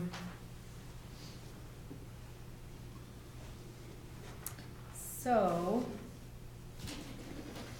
I'm hoping that Robin, who had 1,990 votes, Bill, who had 1,773 votes, George, who had 1,651 votes. I hope you'll remember that the reason why that people have put you in this place to serve is because we value, we like the way you think. And we hope you still are going to represent us, and as you make these changes, that we want that small town atmosphere, and that you're mindful of these businesses that are coming in, or as things change, that you're mindful of the homes to the side of them, you're mindful of the homes behind them, that they don't feel bullied themselves and wanting to move. Just as those on Bountiful Street, I work on Main Street. Those homes west and east of Bountiful Main Street are changing, they're becoming into businesses. So I hope we don't get that far that they feel like they have to move. So, this is what I hope. I hope the City Council, and I urge you to invest in Centerville by having the courage with verbiage that protects our quality of life, and to adopt language that can't be bullied, harassed, or manipulated by organizations like the Housing GAP Coalition, Envision Utah, etc. Please be careful in proposing amendments to the table of uses within our parish and Coeur d'Alene district, so that you're careful and mindful of its neighbors, which I'm one of them. And thank you for everything you've done. And Merry Christmas. Thank you, Cammie. Further comments from the public? Can I just ask a question? Come up front if you're able. You're welcome to ask a question. Let us know who you are and where you're from for our minutes. Maureen Huffaker, Centerville. The previous speaker brought up a point, and I know it has nothing to do with the Main Street, but I think it's an important one. She mentioned that this cemetery is, there are no more plots. I'm just wondering, is there a plan to deal with that? We continue to work on that. I mean, is that a, I will have more at a later date, and maybe the council members too, but that's something we continue to work on. And, but now we want to focus on the Main Street, but, yeah, I just talked with our city manager today about some things I've been working on, so. It's not an easy solution, so, but thank you. Yes. Grant Shoup, 590 East, 400 South. The solution to your problem is to annex my backyard to the city. And then you'll find as many plots as you can put in that annexation for that concern. I abut the Centerville Cemetery, so I'm very familiar with that. Anyway. You must have a big lot, like 20 acres? I wished. I wished. As a citizen of 60 years, I have watched this community change. And as we have grown, as we have lived here in the community, we've been very mindful of what the citizens and what I would want, because I'm here, and I have been, and I'm not going anywhere. Well, I am. 59 feet. It's 52 feet to my property line. And so that's where I'm headed. But what I want to share with you is and obviously you're now knowing that we have purchased the fire station, the existing fire station, and our goal has been to keep status quo for us as a family, a community that is very mindful of everyone. We've looked at traffic, we have looked at pedestrians in regards to the school. As we have proposed what you have seen here tonight in a possible enhancement of the fire station. Cammie, I hope you don't like looking at garage overhead doors, and that's really all we're eliminating, and a new front. But that's the ultimate change to the existing fire station, other than to allow commercial sales and service. We're not a lumberyard. We do have vans. A lot of those vans go home every night. Our vans come in early in the morning. They're gone by 7:30. They come in after the kids are done with school. We've done and looked at a lot of this in concerns for the community and enhancement and trying to infuse more into the community. And now we have an opportunity to do that. In the past, we've been building and building a business, and we want to stay here, and this is an opportunity to do so. You might want us all down on Redwood Road, where you think we all want to be, but our impact to the city, to the community, is no more than what you have seen to date in regards to the fire trucks coming and going. We love the fire station here, but we are here as part of the community and very conscientious and concerned about the citizens, what we abut to. We're not changing those factors. We don't have outside storage. We try to do everything that we possibly can to maintain the cleanliness that I would want to see as a citizen of Centerville. And so I share with you those purposes, not to push our way into changing construction sales and service, but as you read that, our business format does not fit any of those items on there. We don't stock lumber. We don't have equipment that sits outside. We're not noisy. We don't cause odors. There's just all those parameters that fit in construction sales and service can be omitted in our regard. And I'm not looking for special changes on our behalf, but because of what we do and how we do it, we meet all the requirements that the city has asked in the overlay and everything else, other than the fact that we are construction. And as an electrical contractor, it presents us as a different construction company. And so I share that with you for your awareness, that you know that we are very mindful and not wanting to change Centerville City. We've seen it change. Francis Garage, Blair Barton's garage, Porky's, we've seen them all change. We've all had fun going there and getting fat on fries and onion rings and whatever it might be. But we're not looking to change, but to enhance and to try to infuse what we have felt from our meetings back and forth between city council and city planning and zoning is some revitalization of some of those areas to infuse the existing owners to clean up, to present in a more pleasant fashion what's there, and a willingness to change. So thank you. Any questions? Thank you, Mr. Shue, appreciate it so much. Yes? So, my name's Dale Ingberson. I live up on Center Street, and you guys, first of all, I want to say something. Thank you, everybody, for your prayers for Debbie Randall. She's turned the corner, her heart's beating.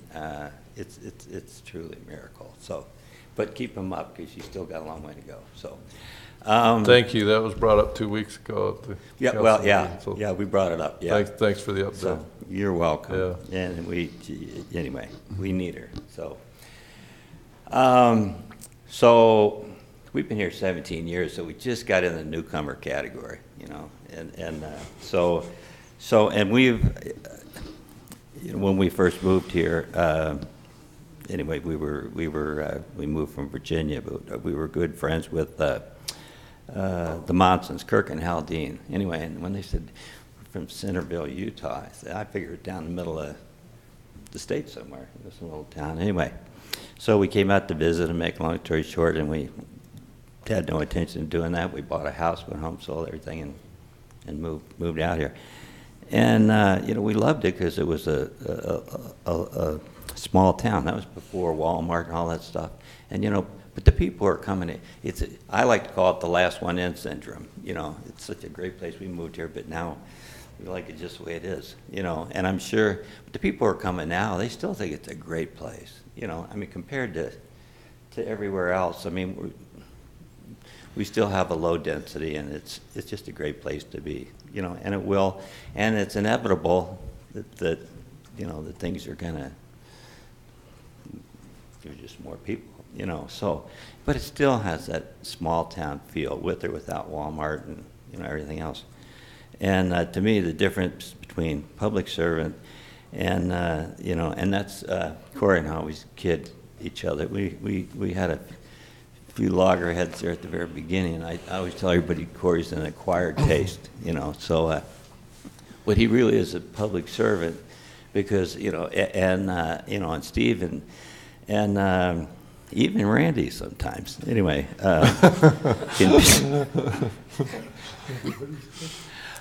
anyway, can be. It's not like, well, you can't do this, you can't do that. You know, say, okay, so what would you like to do? And what can we do within the parameters of what's here to help you to do it? You know, and I just think, you know, when you've got a company like the Shoup company who, yeah, they want all the best. You know, they want to do it right. They want to do so. I would ask that you really look hard at all this, you know, and say, you know, yeah, well, what can we do to help you? Because you're the kind of people that we want to have here, you know. So that would be my recommendation to you, and I hope you'll kind of take that into consideration. So, okay. Thank you. Yes. Do I know you? Andy Bovelis, longtime city residents here. Great to have you, Andy. Thank you. We got a very good city council, mayor, and officials here. I believe that we'll look for the people's best and all that. You know, these are really good people. I would like to make a suggestion, Mayor. You know, one of my job or profession is to take surveys globally. And it is a electronic remote world today. And we get real information when people just don't come and participate or cannot meet in a particular building. And of course, we're living in an economic boom, and there's a lot of things happening. We've heard from the people here, but put some ideas together, have somebody who's really good with a survey, send it out to see what the people want or the ideas of it. Obviously, this has been going on for a little while, and there's wonderful ways to retrieve real good information. And then city officials can do some reviewing on it, and in short, you won't have complete consensus, but you'll get ideas, and you'll not only get ideas, you'll get a wave of movement by the people itself. And then by getting these specialists or individuals and all that, you can really then sit down and get some work from this. Spencer's right. There's been, you know, we got rules and regulations that go so far back. And I know that the city's been working with this, but this information, that's the day we live in now. And they can capture it wonderfully. And it will just not only help the city, it will also help the city people feel involved or know what's going on. And that's all I have to say. Thanks, Andy. Appreciate it.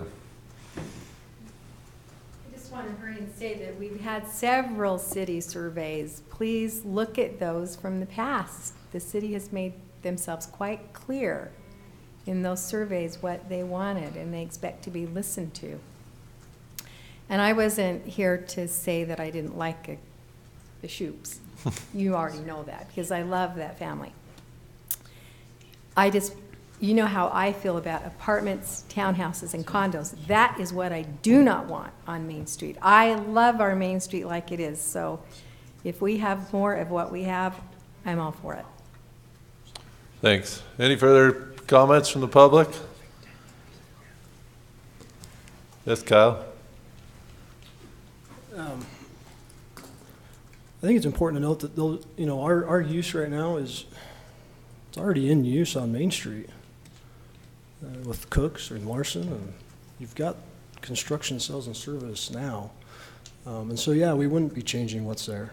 If you like what's there, we're going to just be more of what's there. The problem that's going to exist, and it's a reality, is in June or July when the fire station moves out, you're going to have a vacant building that is hard to occupy.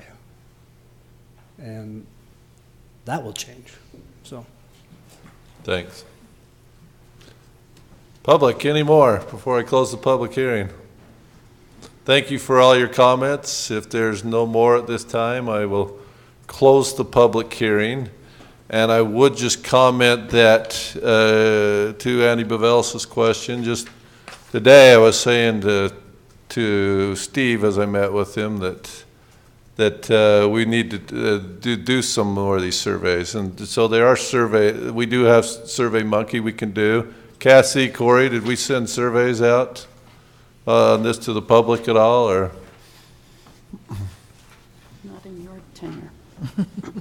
No, we did not choose a survey. The Planning Commission, as you recall in the work session, you gave them reins to approach it in the manner that they thought was best. So they did 3 outreach projects. The first one was an invitation directly to the property owners. The second one was an invitation to within a block. So it was about 160 west to, I think, to 200 east, just in the parish to Porter corridor, and we hand-delivered a flyer to save the expenses of the postings and mailings.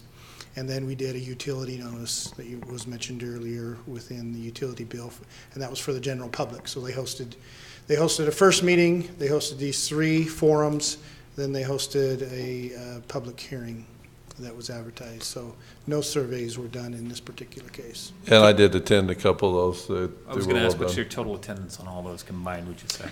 The property owners was the most attended. If I'm just rough numbering it, right. You know, probably 10, 12 people. The residential, I think it was 3 if I recall right. And the general populace was a little more. I think we had, what, 4 or 5? It's still low, but it was 4 or 5.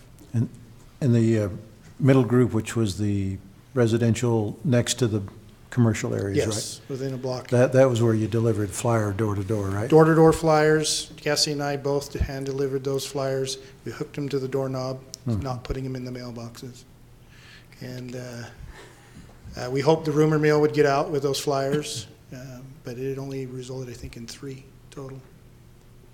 So as Cassie mentioned to us, we tried to stir the pot, and there was no response from that. So we got a lot of good comments, though. When you have a smaller crowd, it doesn't mean it's unsuccessful. If you look at the notes that occurred, I believe that center meeting with 3 generated the most comments. Thanks. I'm gonna have to, do I have to open the public hearing to hear from Andy again, or? You would. You would, sorry. Is it critical? Well, it's just gonna have what he said there. If they go to survey the building committees, it'll move the science of it. Okay. So we have heard from the council with questions. We've heard from the public. Thanks so much. So I am looking now for a motion on this. With the motion, we can debate it further if you'd like, but that's what I'm looking for. Any sort of motion, or if no motion, do you have other further questions for staff? I would make a motion that we approve ordinance number 2018-25, amending CZC 12.12040 regarding definitions and CZC 12.36 regarding table of uses for uses within the commercial medium zone. Okay, we have a motion. Am I looking for a second, or are we debating this? I'm trying to remember. What do I do? You have to have a second. A second? Do I have a second?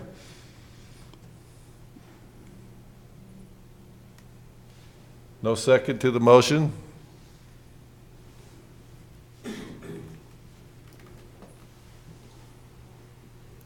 So I don't think we're going to end up at it sounds like we're not going to end up at a second right now. Maybe we need more debate on it before we head that far into it.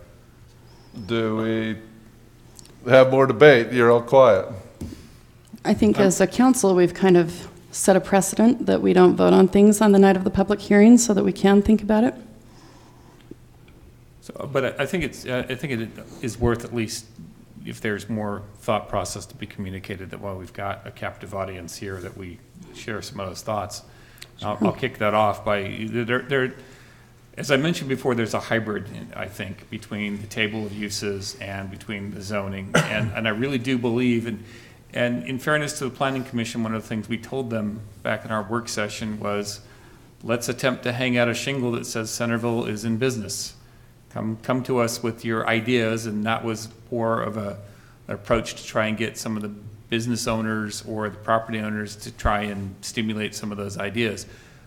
I thought it was, we were going form-based zoning, and then we were going to look at the uses, or we were going to look at the overlay first. So I'm just confused by the order. I mean, they both need to be looked at.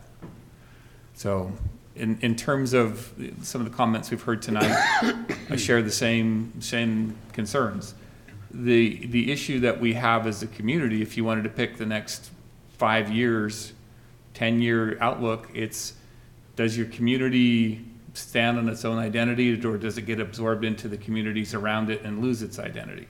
I think that's a fair point that that as a council and as a community we'd have to look at. In terms of what happens on Main Street, part of that is, I think it falls in exactly the same category. Does what you do complement your existing identity, or does it replace you and you look like everywhere else?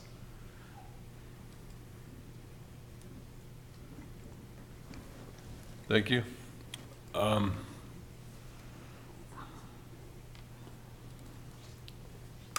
I don't know that it makes sense to try to respond to the comments that have been made. There is one comment that I would like to, I guess to some degree, respond to. Unfortunately, I think that once commercial starts into an area or a region of residential on a main street, that probably spells the long-term death of single-family home development in that area. And we are already well along that path. I don't know that there's a lot that we're going to do to be able to encourage people to put new single-family homes on Main Street in this area. I just don't think it will happen. I think that the best that we can do for the people who are there is to attempt to make the development that occurs as friendly as possible to the single-family homes that are there. As I go up and down Main Street and look, I see properties that I at least personally put into two categories. They are holding on until someone buys their property to do something else with it, or they are trying to maintain it. And we have a mix of both. The fire station development, I think, is tremendous. I have issues with the form-based code. I have issues with our overlay. Kind of as George has said, we need to deal with all three of these issues. But expanding the table of uses and trying to make it compatible and protective to everything that is around it, I think, is important. In deference to that and those comments and to Stephanie's comment, I would like to offer I don't know, you haven't killed the motion that didn't have a second. I don't know if you need to, but I would like to propose that we table this till the next council meeting, hopefully come back prepared to vote on it. I made a request earlier, Corey, I will either do that. I was hoping I could get you to do it. I would like to more completely understand all of the uses that might be there. I struggled with that a little bit and then gave up for this meeting. I think that we need to move on this. We need to move on it so that people can try to do development. I believe we have been just in a holding pattern for a number of years because people don't know what to do. But that would be my motion, that we table this for 2 weeks and bring it back in 2 weeks without additional public hearing. We are all more than willing to listen to things that people have to say and submit by email. If you submit it on Tuesday at 4 o'clock, it's not going to get considered before the meeting. If people get it in at a reasonable period of time, it will get considered and circulated to everyone on the council. And that would be my motion. I would second that motion. I do have a clarifying question for probably Corey and Lisa. If part of that and continuing analysis is that this is too permissive and line items or individual uses are to be struck, what is the process for that? Do we need to bring this back, is this a remand back to the back to the planning commission, or can the council make modifications? Well, I think that's your discretion. Lisa can chime in if she sees it differently. What's presented to you is their recommendation. You have options to approve, deny, or modify, quoting a previous planner who used to be here, because that was always the recommendation: approve, deny, or modify. So the answer is yes, you can go line by line, and if you discover it's too permissive in your mind, you can edit those out. The question just becomes is, as you edit and change, how significant do you think it is that you want the Planning Commission to weigh in on those changes? If you feel it's significant, would like them to weigh in, and that's a little bit hard, because if you're striking uses out, let's just say 50% of them are just axed out, are you trying to send back the 50% that might be axed and say, why should these remain? Or they've already recommended the at least 50%, you could move on and just adopt it accordingly. That's the position I'd take. Yeah, I think you have the authority to modify any ordinances that have been noticed and for which a public hearing has been given. So if you decide you want to modify a different section of the code, no, you can't. But if you want to completely reevaluate this, you have the legal authority to do so.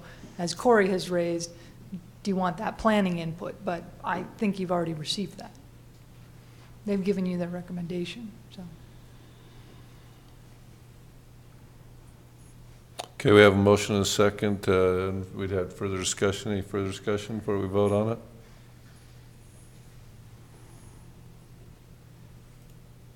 Okay, the motion and the second was to table this until further meeting in 2 weeks on the table of uses and definitions of commercial medium zone. Did I say it right? You guys ready to vote? You understand what you vote on? Okay, Councilwoman Ivy. Aye. Aye. Aye. Aye. Aye. That motion passes 5-0. So on that note, going along with what we've been talking to about, number one, it blows my mind, the form-based zoning that they're saying, we don't care what's in the buildings next to the homes. I mean, to me, that's definitely got to be looked at.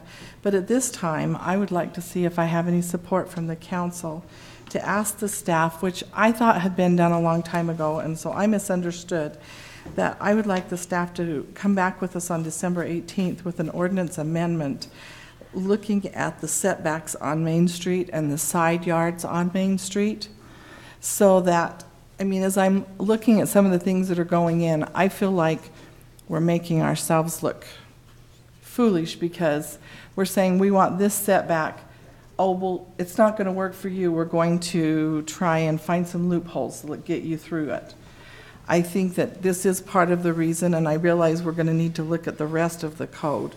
But at this time, I would like to see how the council feels about asking staff to come back with an ordinance amending the setback and amending the building size on the lots to amend the side yards. And just to clarify, so that would just be bringing you a draft? Yes. Because obviously, any kind of text amendment, but you could see if you were satisfied with any draft language. But wouldn't that need to go to the planning commission because Yes. that would be a zoning change? But Yes, we- eventually, but I think that the council has the authority to legislate, to initiate any legislation, and if you want to make sure you're satisfied with the language that's getting referred to the planning commission, you can do that before it goes to the planning commission. But you would have to go through the procedure. After you Of get the language noticing. the way you like it, we have to give notice and a public hearing at the planning commission, and then also a public hearing at the city council level, so. And that's what I'd like to do. So it would just be a is to have it- discussion of potential changes. to bring it so that we can send it to the planning commission. But se- I would support that request. I think that's a good idea. So we have a request for that. I don't think that's something at least we need to vote on, do we? It's just a request for staff to do that. I think you can or- vote on it. Be good to see. Could I ask, though, on behalf of staff, does staff understand what is being asked? Corey? Okay. Saw Corey nodding out there. All right. So Robin, do you want to form a motion on that, since Lisa's telling them to be good to vote on it? Well, I think she just did. So she just said she asked staff to come back on on December 18th with proposed ordinance amendments in draft form for the council to discuss regarding setbacks and side yards. So we had a motion then from Robin on that. Is that your motion? We had Yes. I'll change my support to a second. Thank you. So we have a second here. So let's take a vote, starting with Councilman McEwen. Aye. Aye. Aye. Aye. Aye. That motion passes 5-0. Thanks. Well, thank you. You're welcome to keep staying. We have a few more items. I do want to get to this one because we've had Lynn Keddington waiting for a while. This is a draft on our community survey questionnaire. So we're talking about surveys and questionnaires regarding our parks and funding. So, Lynn. Yeah, you bet. Paul and Lynn, come on up. Thank you, everyone.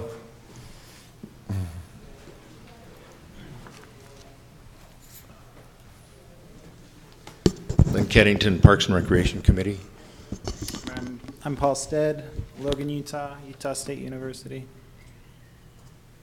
So, you guys, we have sent you, I believe in your packet, the modified version, the latest version of the survey. Paul's here, he can answer any questions and stuff on it. He's also sent you a draft, I think, of what the online survey is going to look like. Is that correct?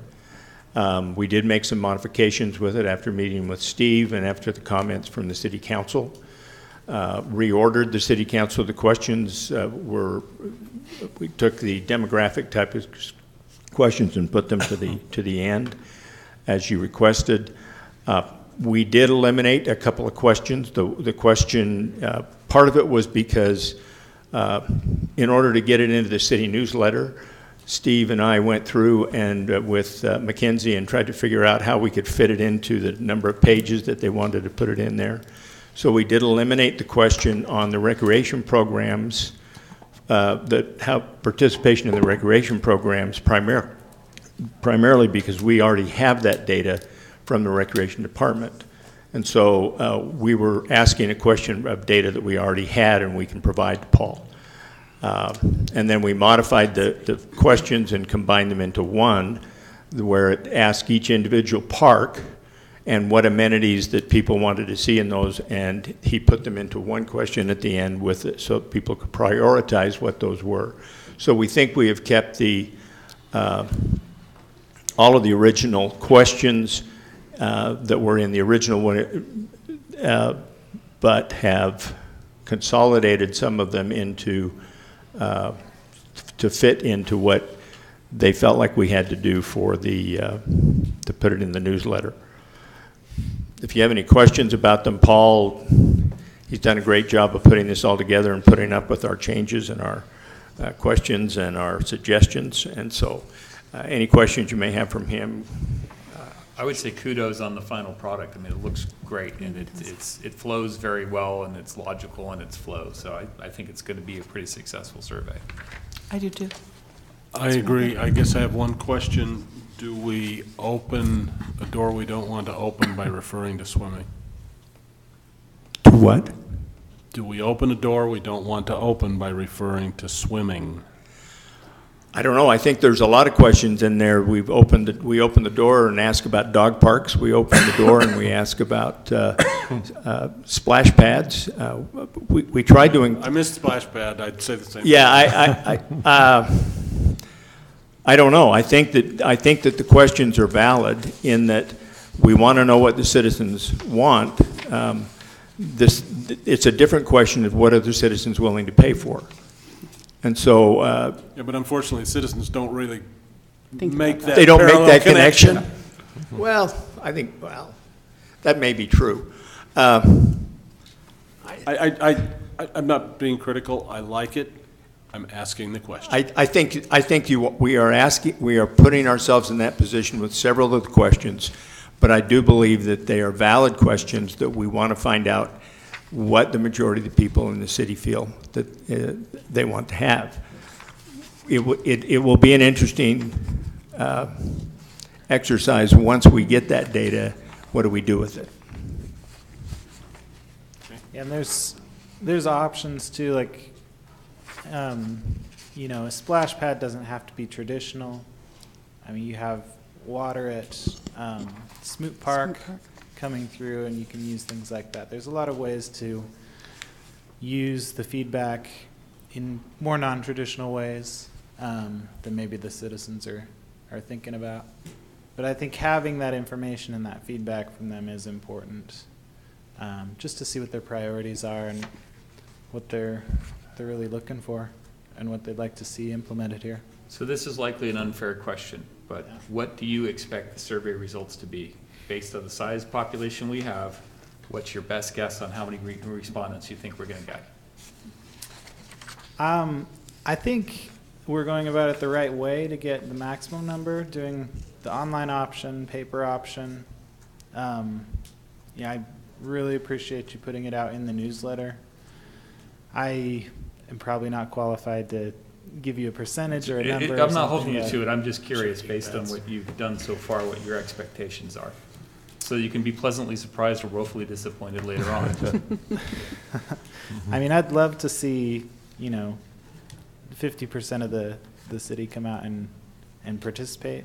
I think you'll be woefully disappointed on that one. But so really the follow-on question is what do we need to be statistically significant in your opinion? Do we need 200 responses to make this worthwhile, 300? I mean, the reality is, whoever responds will get a say in the future of Centerville. I mean, it's just like the elections that we just had. The people that don't find it important to come out and voice their opinion, you know, they're missing out on an opportunity to give that input. And so however many responses we do get, I don't know if it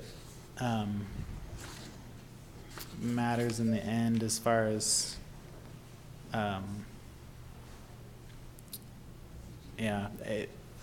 it affects everything really, but I'd love to see more than less, obviously.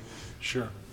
How concerned are you about, I'm not sure how to term it, people stuffing the ballot box?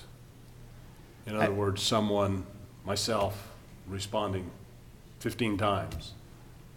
That's not very easy to do with the online survey. We can track it by ISP. Yes, thank you. Device. And so, I mean, if people go out of their way, I guess that's their prerogative, but we're hoping to get most of the participation online. That'd be easiest on our end, and probably easier as far as the residents responding as well. Okay.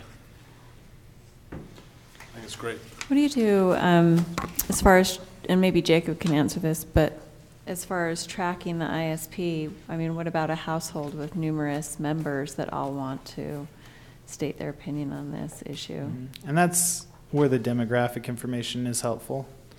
So if you see multiple from an ISP but different ages. Different ages or genders or whatever. We'd love to get some participation with the younger. I mean, that's a lot of park users are younger, and so if we get some younger participants in the survey, that would be really helpful, I think. I need to discuss with you cost and make sure that you're willing to fund what the cost would be based on various assumptions, where you want that funding to come from. And so, just to put in, I am working with Mackenzie to cut down the page count, just yeah. Let you know. Yeah, and I was going to mention that, Paul. I've talked to McKinsey today as well, and we have attached today this updated cost estimate that gives you, Jake, you want to pull it up? It's the last attachment there, the last one. Okay. Says updated 12/4. What I asked her to do was to provide it for separate mailing. In other words, the newsletter mailed separately from the survey, in case you're concerned about less participation if it's combined. We've also got the price for combined. And in summary, and then we've had to assume, we've given you some assumptions about percentage return by mail. And unfortunately, the cost at the post office is greater than I had thought it was. It's $1.33 for every returned envelope. And that assumes that we don't exceed she's still trying to find out if there's a weight restriction on that. If we had the 8 pages, 2 11 by 17, for example, that had to be returned, would that exceed the weight and cost us even more? We're trying to figure that out. So we're working with, as Paul says, trying to get it down to where the survey itself would be on that 1 11 by 17, which would then be folded and put in the envelope, and that one wouldn't exceed the weight. We're confident of that, but we don't know if the 2 folded would exceed. So we're trying to get it down to 1 page, 4 pages, let me put it that way, an 11 by 17. Do we need to pay for return mail, or do we think that there are that many people that aren't going to put a stamp on it? I don't think we do, and I think where it's online, I mean, if you're not capable or not have the access to do it online, you're going to care enough that you're going to pay for your stamp. And the other alternative is they could certainly drop it off here. And they certainly they can drop it off, and we'll offer that as an alternative. You have to make the judgment. I asked McKinsey to kind of highlight the 15% possible return postage, because that's kind of my guess is the most that you would probably have returned by that method. And that would, you can see that that would add, what is it, to $1,300 if 15% were to return. I need to give you this qualification. The number of households up there at the top, I think, is overstated. I think that's going to be the total postal customers in the city, including business customers, business postal customers. The total residential customers is probably like 5,500. Yeah. But anyway, we're just talking rough numbers here, and I think you can still give us the guidance that we need. But if you had, say, 15% of the residents return it through mail, you're looking at somewhere in the $1,000 to $1,300 range for the postage. In your mind, is that worth the additional cost to get those additional I think that's folks? a maximum, and I think offering it is important. I just think that we're asking people to take their time. We want the responses. It's such a small fraction of the RAP tax money, and this is the main feedback we're asking for. How do you want us to spend this $3+ million? So in any way that we can encourage it to be easy to give us this input, I would say absolutely yes. So let me give you the big picture then and make sure you're comfortable with it. Is we're looking at somewhere between $5,000 and $7,000 if we had a combined product with the assumed return rate. Funding that is, I think we could assume that we have in the present newsletter budget for a newsletter, it's like $2,000 to $3,000, isn't it? $2,000 to $2,500 for each newsletter. So we would need another I'm going to say 4,000-ish from another source. And you do have the remainder of that 5% contingency. I said the 5% contingency is about $20,000. You're going to use $15,000 of it for the funding of the study. It's that the master plan update are part of that through that agreement.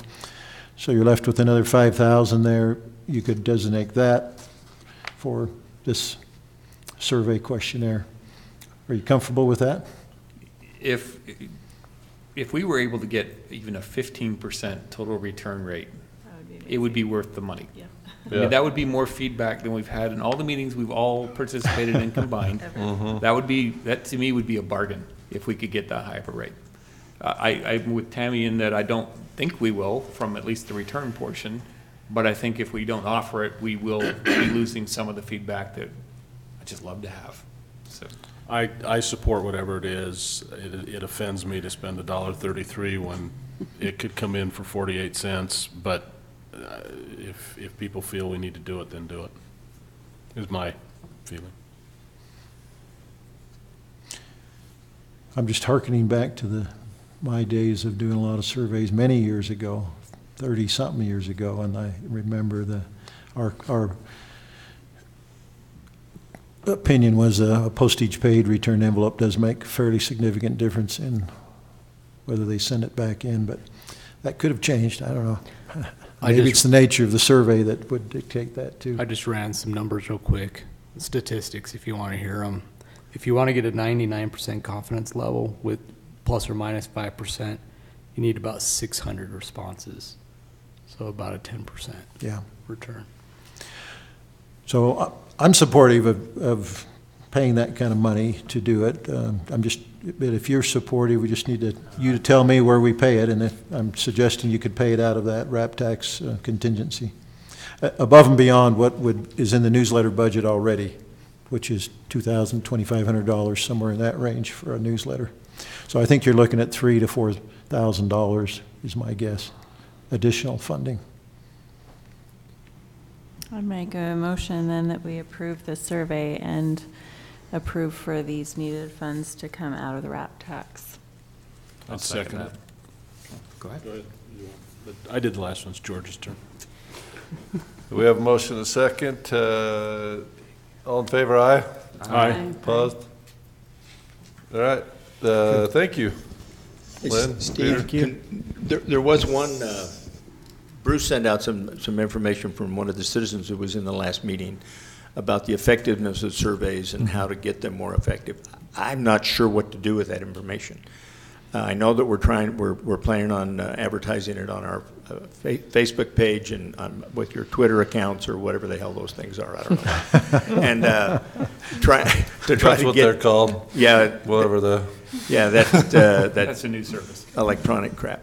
Anyway, so I don't know what you want to do with that. Paul has discussed some of that stuff that we got too with his people and.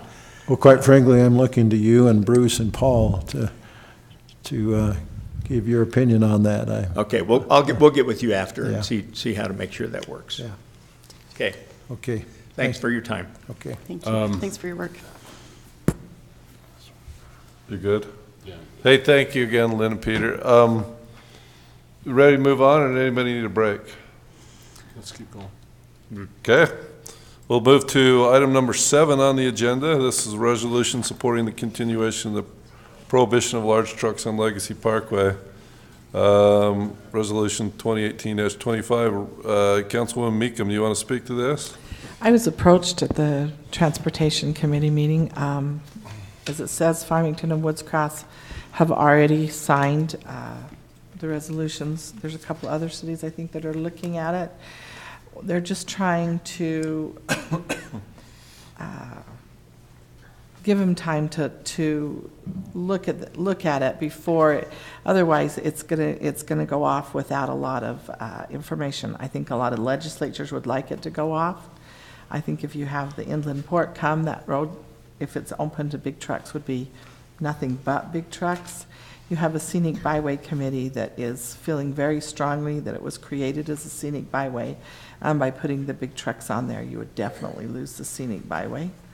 And so I think you will see the speed limit probably go up, but they'd really like to keep the trucks off and ask us if we would join in sending this resolution in. I'm very glad you brought this up. I've been lobbying legislators for quite some time now, knowing that this deadline's coming up, that you know, we need to do what we can to protect it as a scenic byway, is my opinion, and so I'm happy to see this on our agenda tonight.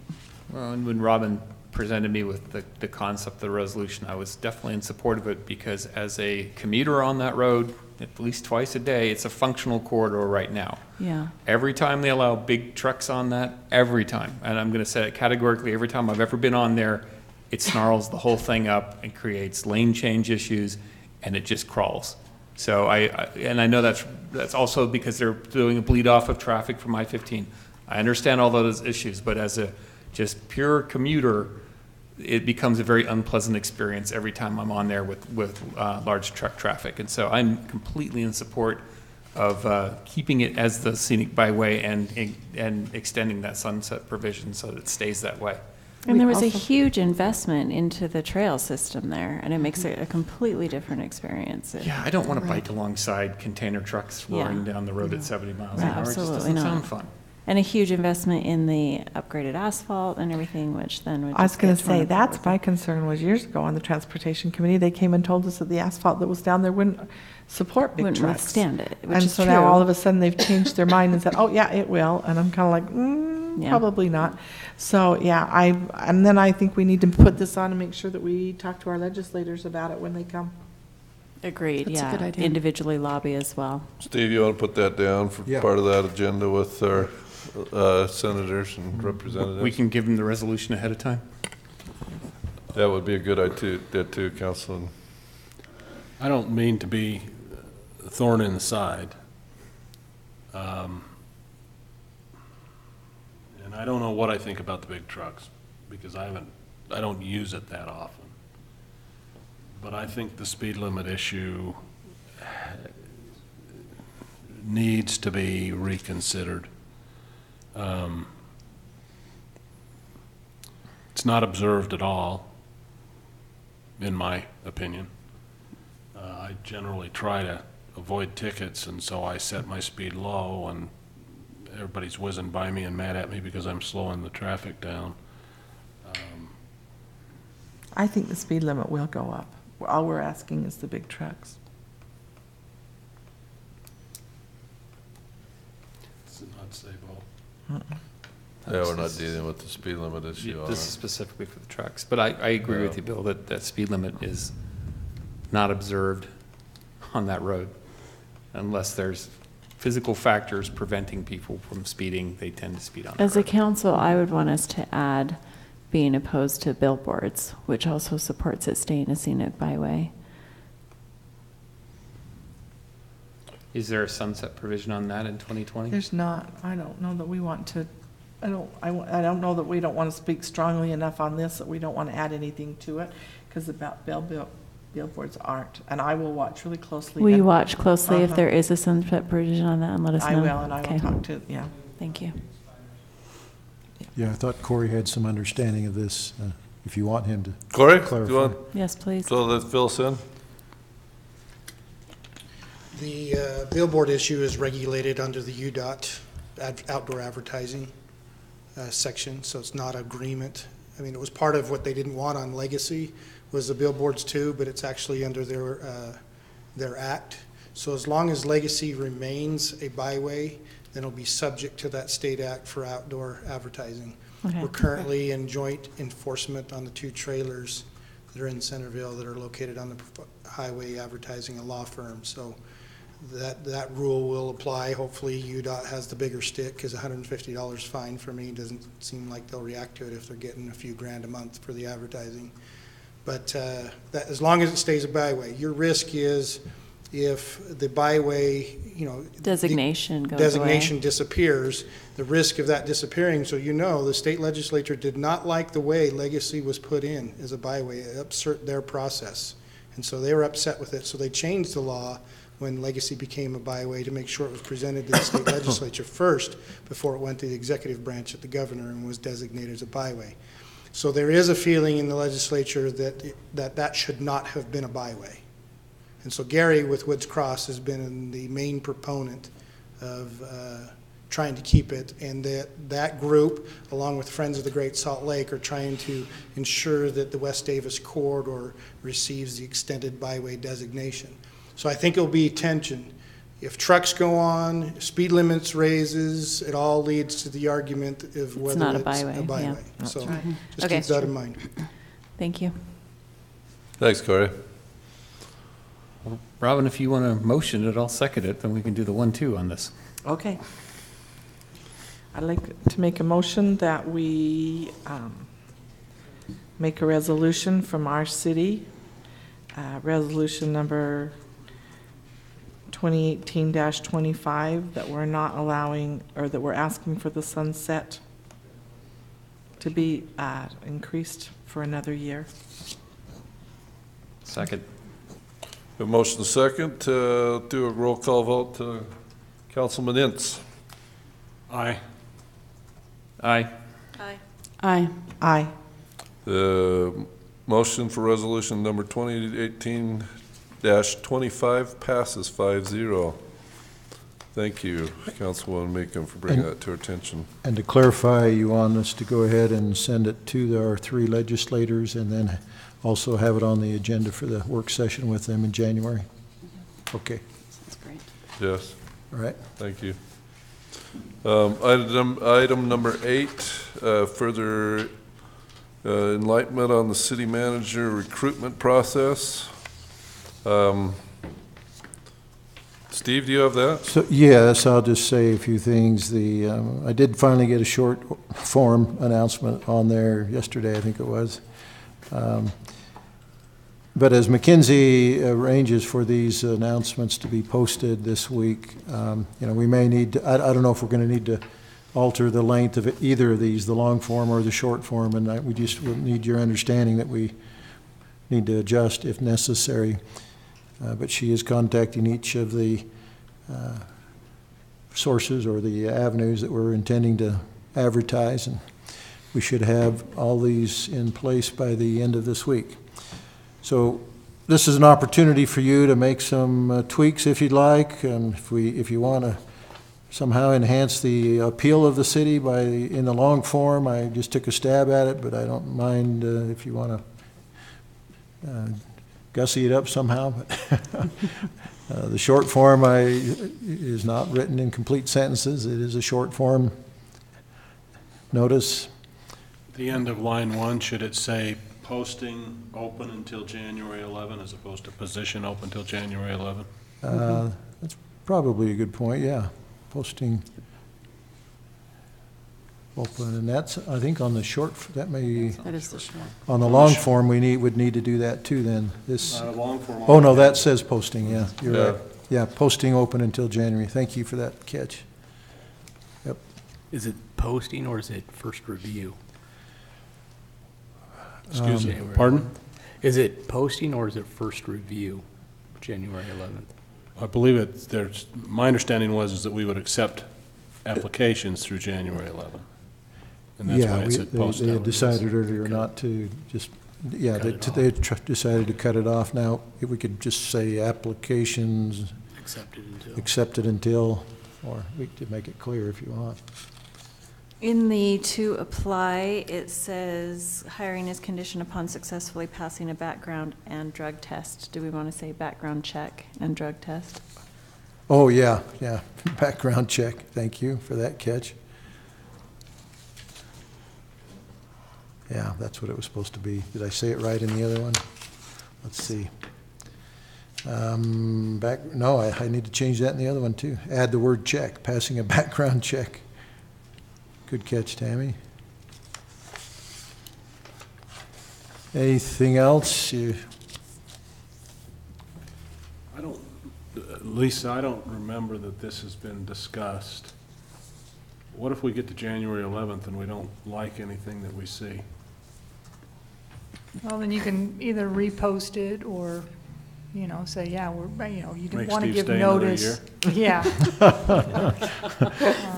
We might have to talk to his wife about that. Yeah, my recommendation was that you have a hard deadline. because No, I think agree with it's that, more but I'm just- secure. I- But, I'm- yeah, let's say you get 2 applications, then we'd probably wait till the holiday's over and, yeah, crunch our interview time and try again from January 24th through February or something like that. Okay. Pick some additional extended window, whatever that turns out to be, yeah. I'm hoping we don't have that problem. It's Yeah, and possible. especially remember, so we are going over the holiday, but it is a month-long posting, so I think if January 11th is pushing, but at least it's a week before people are really obsessed with the holiday, and then you have a week after they've been back to work after the new year, so. So Steve, have you let this be known to the broader community that you're retiring? Have you done any PR on this so that the posting is a formality, people are already aware that this position is coming available? Some of that's out there. I met today in the monthly city managers meeting for Northern Utah City Managers Luncheon, mentioned it to them, and mentioned it at the the winter conference in November for the Utah City Managers. There were 70 or 80 of them there, and yeah, then we're going to send it to the Alumni Association networks. Yeah, the word will get out there pretty well. I'm thinking about this posting open until January. Just to be clear, maybe I should just say application deadline is January 11, 2019, something like that. Sounds good. I don't think you need to, because it says to apply, submit resume and cover letter no later than 5 p.m. Oh, yeah, that later on there, you're right. That's on the short. Yeah, that's right. Okay. In fact, I got that in both of them. Okay, we're good then. Thank you. So any other direction you want to give me at this point? Okay, we'll proceed. Thank you, Steve. Item number 9. This is a discussion of ranked choice voting. Lisa, were you going to introduce this? Or? I was contacted by a couple council members to put this on the agenda to talk about whether or not we should consider ranked choice voting.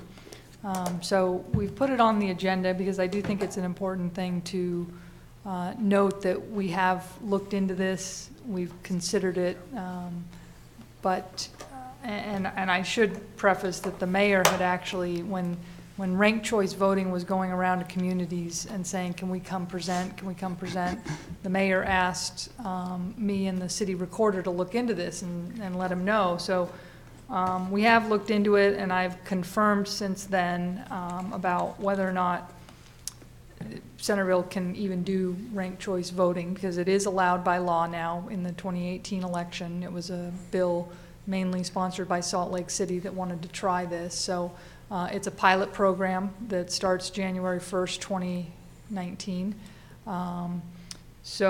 But we have contacted Davis County because, you know, we contract with them for our election services, and they have said that they are not providing ranked choice voting services at this time. So again, it's a pilot program. They talked about the software issues and that the software hasn't been tested. They haven't even seen the software. It's not something that you can just plug and play into what's already there, because you pick 1, 2, 3 and you rank them, and so it's different than a traditional election. So I think for this 2019 municipal election, it's not an option for Centerville, but it may be, you know, we'll just have to keep our eye on it and see how it goes. But I also think that it is something new, even nationally, that may want to, rather than being the pioneer in elections, just wait and see if some cities do it this year and see how it goes. But so that is the report. I'm happy to answer any questions. I don't know a lot about how it works, but I have reviewed the statute that was enacted this year, you know, allowing, and the Utah term is Municipal Alternate Voting Methods Pilot Project. But I'm still just saying ranked choice voting because it's easier. Yeah. So. George, you were drumming up business for this? Urging us to consider it. Do you have any alternate thoughts? Well, I agree. The issue is we don't want to create an election cost that's greater than what we have by being administered with the county. I think that's we don't want to do that. My thoughts is that if we're looking at ranked choice voting as a cost reduction method, it's possible because you do away with the primary, you just have one election. That has some follow-on effects that are good and bad. One, you have more candidates that are at the ballot, so your primary, which are generally lower attendance, doesn't dictate your choices. The actual full general election dictates the choices. So that's kind of interesting. What I've found out is the more I talk to people about it, there is a very definite, you can draw a line. If you go, people under 35 think it's very, very appealing and it's the way we should do vote. Over 35, no. What is this weird thing you're trying to do to steal the election? I mean, I've done a lot of talking with people about that, and that's pretty much the line. Above, no. Below, why are we doing this old fogey style of voting? This is a better way. I think it's worthy of having the discussion now so that the possibilities are out there. Because if we could do two things, cut out an $18,000 primary that all it does is reduce it down to a couple of people, and these are nonpartisan elections in the city that we hold anyway. And there's such low turnout. They're low turnout, so the other thing that I see is a really great impact potentially in the future is if people know they don't have to do a primary, and they could, maybe the sign season shortens. And we end up with Wow, that is a nice idea. I mean, that to me, Corey's back there, thumbs up. I mean, seriously, that looks to me as there's a bunch of positives. I do think that it's going to come down to is what voter education looks like in the future. So I'm in agreement with Lisa's perspective of, you don't want to be Custer headed over the hill, let somebody else take the arrow, and we'll just see how that works out. But if it looks like it's a successful pilot, I think as a city we should really consider it for a number of those reasons. That's a good idea. Well, it's not the same thing, but the improvements at the county conventions when it was instituted was dramatic, and I would support it, absolutely. Where'd you say that was at? County conventions. And they did it about 8 years ago, I think. So my understanding is I think Holiday is planning on notifying the state they're going to do it, and I didn't hear that Salt Lake was going to. I think Holiday's the only one I've heard of that actually is going to attempt it this cycle. Yeah, But we'll know after January 1. Right. I did contact the Lieutenant Governor's office and spoke to them about the pilot program, and I asked them if any cities had signed up, because you have to send a written notice to the Lieutenant Governor's office, and they said they hadn't received any yet. They'd received some calls. I also asked them if they were providing any information or education, and they said they're really just, it's an option, but they're not that involved at this point. One of the other factors in our case, I want you to keep in mind, is that we have a new recorder who's never been through an election. Well, that's great, and no expectations one way or another. She's flexible, she's malleable. That's one reason I referred it to our attorney and our recorder, since they handle the elections, to check into it. Yeah, it's premature at this stage, but I really think that it presents a number of positives that as we move into the next election cycle, 2021, whatever, that the city should really look at it very seriously. And our recorder's under 35, so she'll be all for it. She should be all for it. Well, if she wasn't, yeah. She wasn't for it from the work standpoint or from the... Well, if we want it, we probably need to be putting pressure on the county. I think so, and that's why I was Yeah. asking that we just at least, we have a pin in the map that says on this date, the council considered it long before it became an issue for the county, so objective met.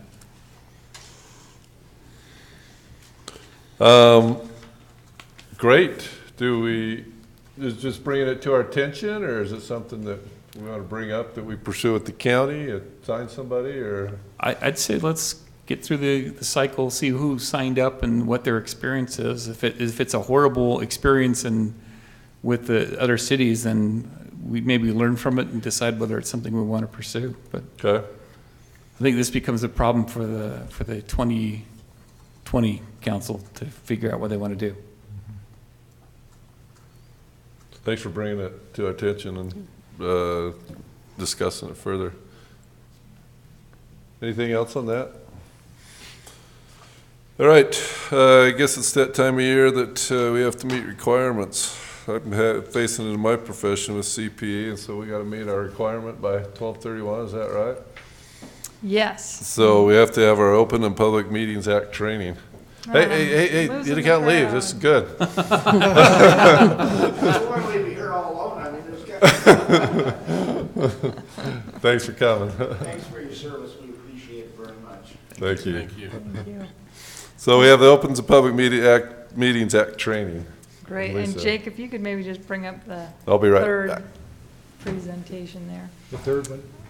Presentation, okay. So, yeah, as, what? Go ahead. Okay. He's already certified, so this is fine. So just the first slide. The mayor was telling me that you can go online and get certified with the state auditor's office. So I went ahead and watched that video, and it's only 11 minutes. So I'm going to try. I figure if they can certify you in 11 minutes, then let's just do 10.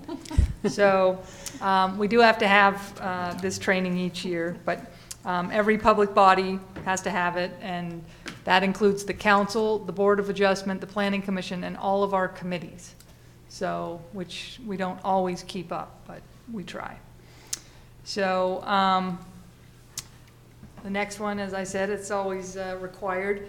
The last time. So are you doing it in all of the committees? I roam around to various committees, and they probably do not get training every year, but the boards are, yeah, I try and reach as many as I can and just touch base with them. But the last time we had the training was in February of 2017, so it is a little overdue, and I've waited till the last minute. But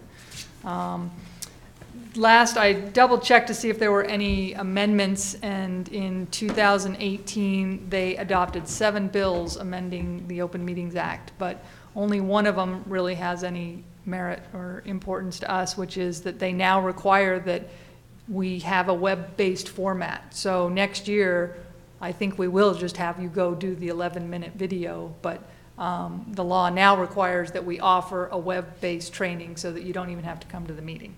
I thought that was kind of interesting. So I always just say this, I think this is the #1 concept, just to remember that the council exists to do the public business. And if you fully understand that concept, then you understand the next 2 slides. which the next one is, obviously, if you're doing someone's business, you should do it in open. So all of our meetings really should be open, and I think we do a pretty good job at that.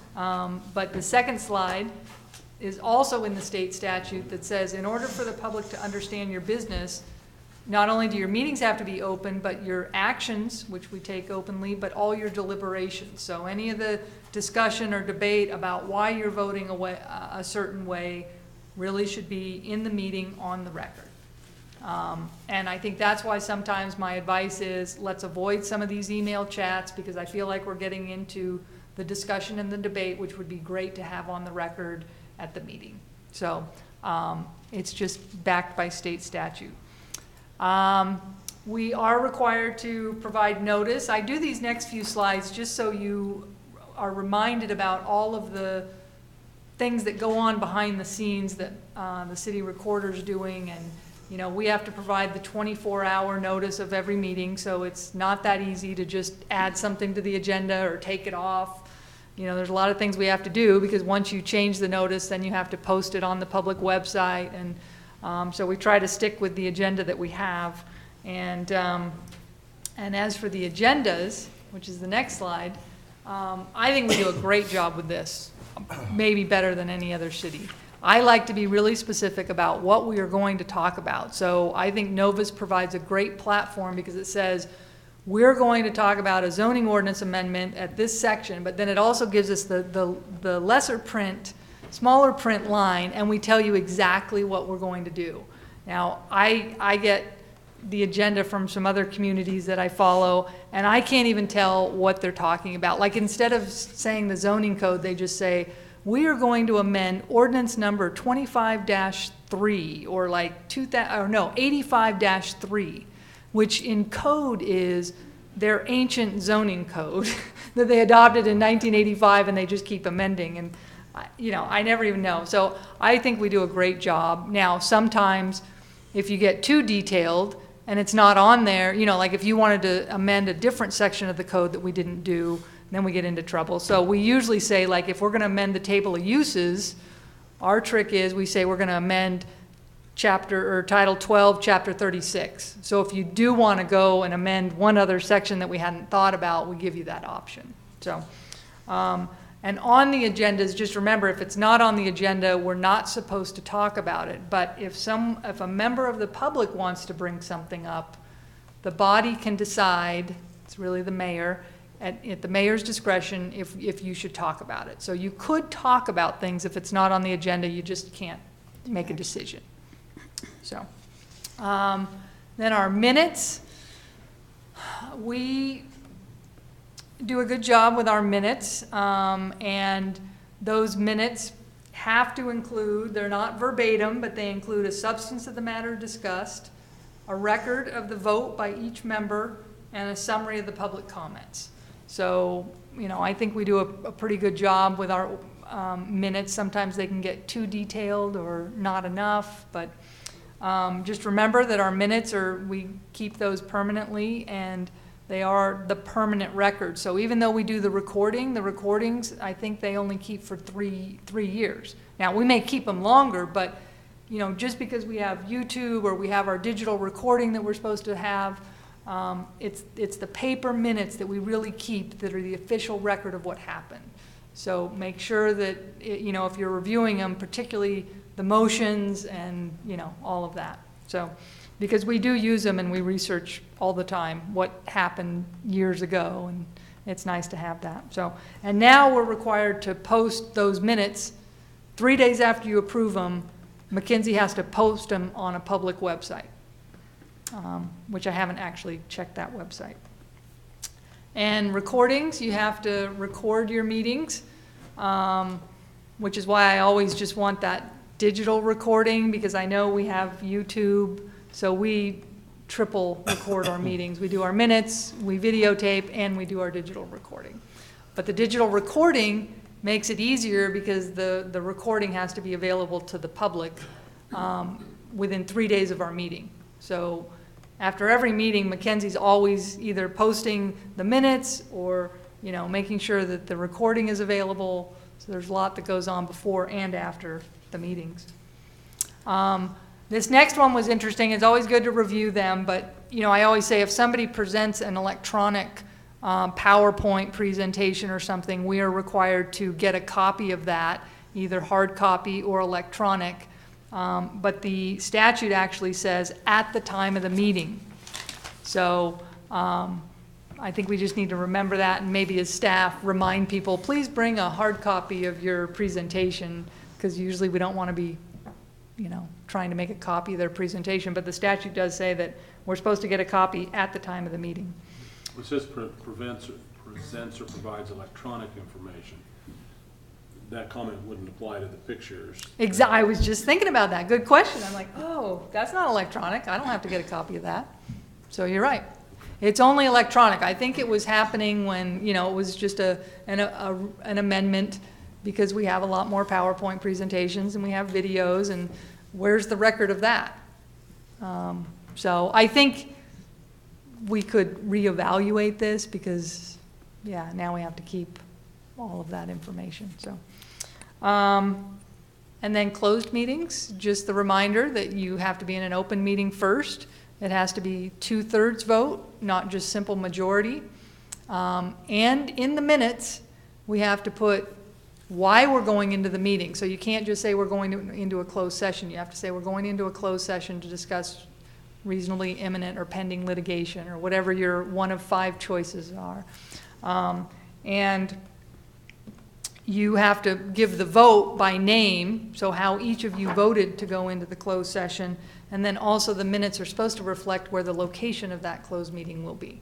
So hopefully if our minutes have the address at the top, but they want to know where you're holding the closed meeting. But we always hold it in case we right go in out the to dinner. exact same spot. So, I didn't know that was an option. what? Just in case you go out to dinner. I was like, I've never heard of that. No, actually there's a clause that if you're having a work session or a field trip, you can't, well, the work session, you can't have the work session in a separate location from your actual meeting. So they were trying to avoid going out to dinner to sort of talk, because remember, your work session is a public meeting, and if you're having it at Dairy Queen, people aren't there. So, but They could be there. yeah, well, they could. There might be more traffic going through. Unless you have a good reason. Right. And then the last slide, back up, is the electronic meetings. You know, we do have to have a policy to have an electronic meeting if you want to call in, but we do have that. And under this slide, I also just like to remind you that you're not allowed to text or email each other during the meeting. I think I've gone over that a lot. If you have to have something, you could email staff, and then staff would put it up for you or something like that. But you can email each other outside of the meeting. So That's good. yeah. So any specific, I didn't have any fun hypotheticals or anything, because honestly, I didn't even think you'd get to it. But that, I think you guys do a pretty good job, and if you have any specific questions, I'm happy to answer them. Specific questions? How long? Did you time it? I'm waiting for it to close down. Oh, do we have to like go till For we her actual need a certain? presentation. Her actual 9 minutes, 45 seconds, so you're fine. That's including all the quotes in between, so you did great. So I did it online, as Lisa mentioned at the first, for Fire Board, and she's a lot better. And we got fun interactive comments from all of you. You know, the live presentation much better. So thanks, Lisa. So for doing that. Well, thanks for letting me do it. All right, number 11, Mayor's Report. My Mayor's Report's kind of unique tonight. Hopefully you enjoy it. Mayor Wilkinson, I want to let you know how much I appreciate the help of 2 of your employees, Mike and Sam in the Water Department. I live in Pheasant Brook and was told I had to shut off the entire community to get a water problem fixed inside my unit. Mike made some phone calls on my behalf, and Sam came out on site. Thankfully, and mostly because of Sam's help, we were able to agree to an alternative. Sam stayed until he was sure things were taken care of. They are examples of real service to this great city and community. Many thanks from one of our residents. So we love those kind of things. And, They are awesome employees, They too. I've worked with Yes. them several times. And I've asked just from Steve today, a roster of all our employees, because that's one where you call them back. I just had that today. The next thing I have for you is, Dear Mayor Wilkinson, effective immediately, I resign from the Whitaker Museum Board. My term is actually up next March, but by resigning now, it will give you the opportunity to fill my position before the first of the year. This is my 8th term of service. I was first called in 2007 and it has been continuous with the exception of a year during which Gail and I served an LDS mission in Nevada.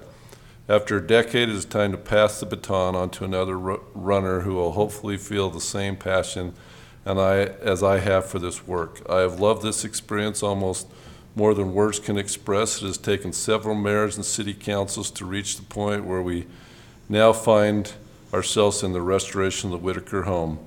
Although we passed through periods of doubt and discouragement, we found enough people of vision to recognize the Whitaker home as a real treasure for the city. You can certainly be counted on as one of those people. Thank you. In closing, I wish to recognize Lisa Summer for her outstanding service as the museum director, our wonderful volunteers, and Spence Packer and the other current members of the board. All have been a joy to work with. Sincerely yours, Mr. Paul Whitaker himself. Oh, sorry, Paul Thomas Smith. But he could be, because he knows the Whitaker family so well. And Paul, that's Paul Smith. He's our storyteller, so we'll miss it. We'll miss it. You probably already knew about it, right? But, No, I didn't. oh, okay. So, but just got that today too.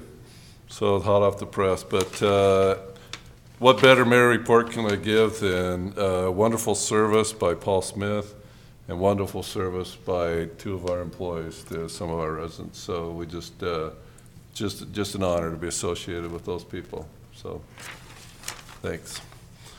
Steve, city manager's report. Jake, would you pull up the staff report on that?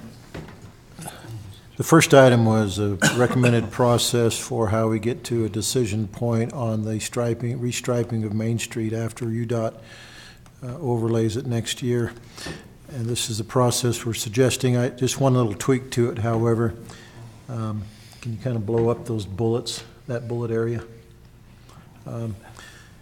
Lochner is the engineering consultant hired by UDOT to design the Main Street work for next year, and so they're already involved in this striping question. They've talked to staff initially, but they're going to submit a concept plan regarding the striping.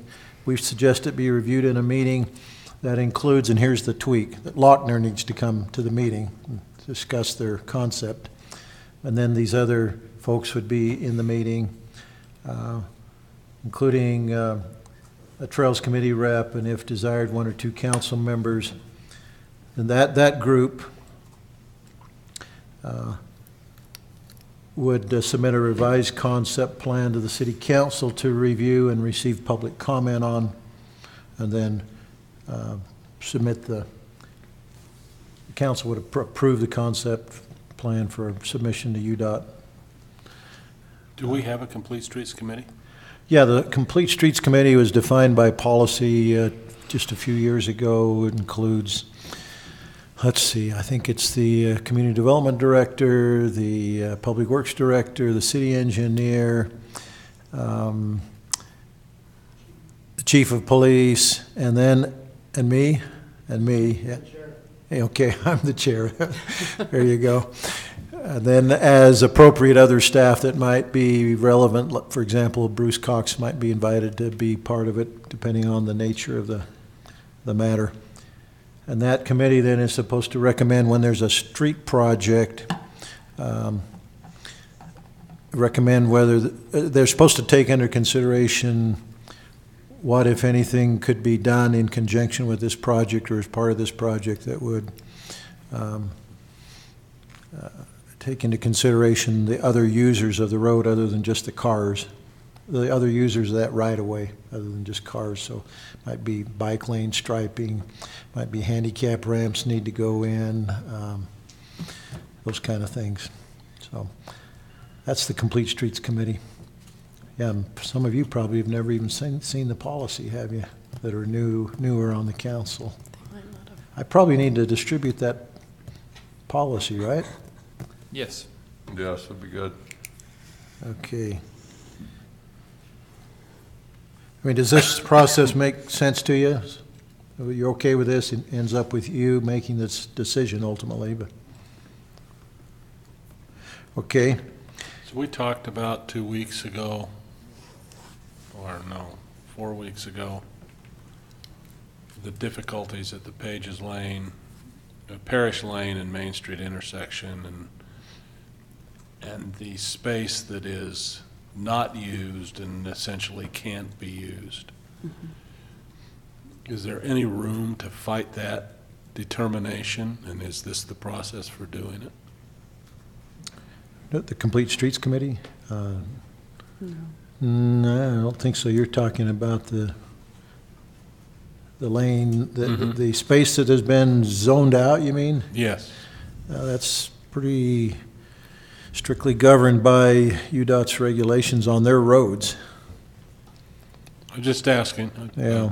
I mean, we pushed hard against that on this Main and Parish intersection project and tried to get them to alter that alignment as much as possible, but yeah. I'm just asking the question. Yeah. Because what we have has issues. No.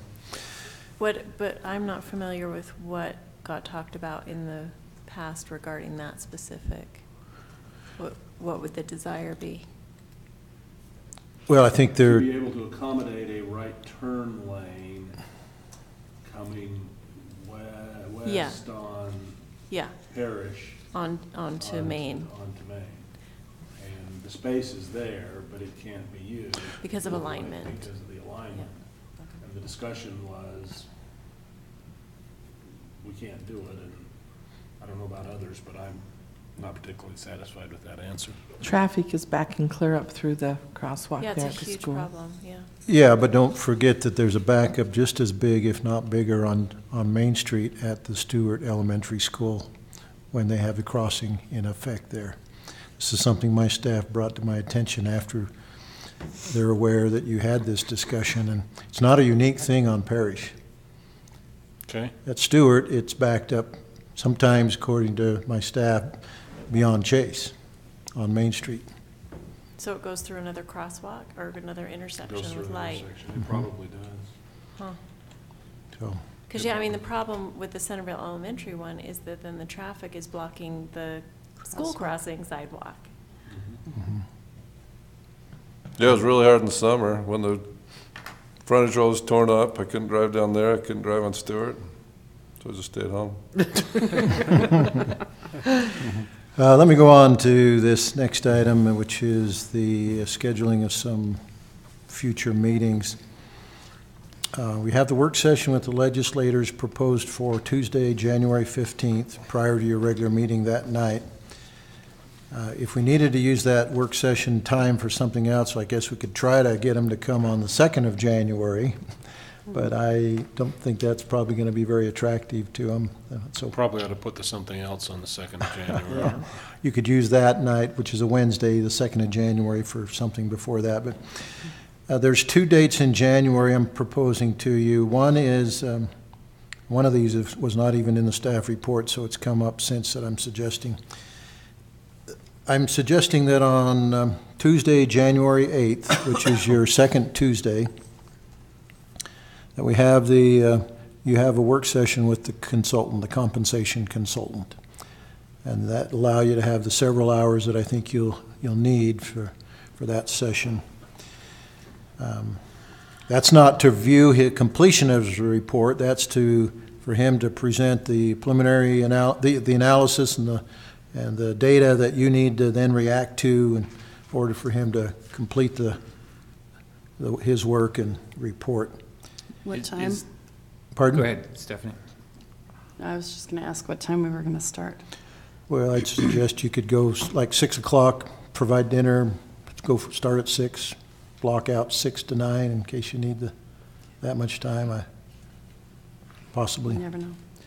And then on Thursday night that week, in here, that's the one Thursday in the month that they will be through with court by 5 o'clock. So the Thursday night, the 10th, you could have the Island View Park open house. Oh, that's my birthday. We can't do that. Well, we could have a cake in here if you'd like. Just think how many people say happy birthday. Now, the other option for that Island View Park open house is the following week, like on Wednesday, the 16th. But I think, Stephanie, you raised a question about whether that was a good week or not, some potential conflict with something. Do you remember what you said? Yes, it's that neighborhood's regular Relief Society meeting, a weekday meeting.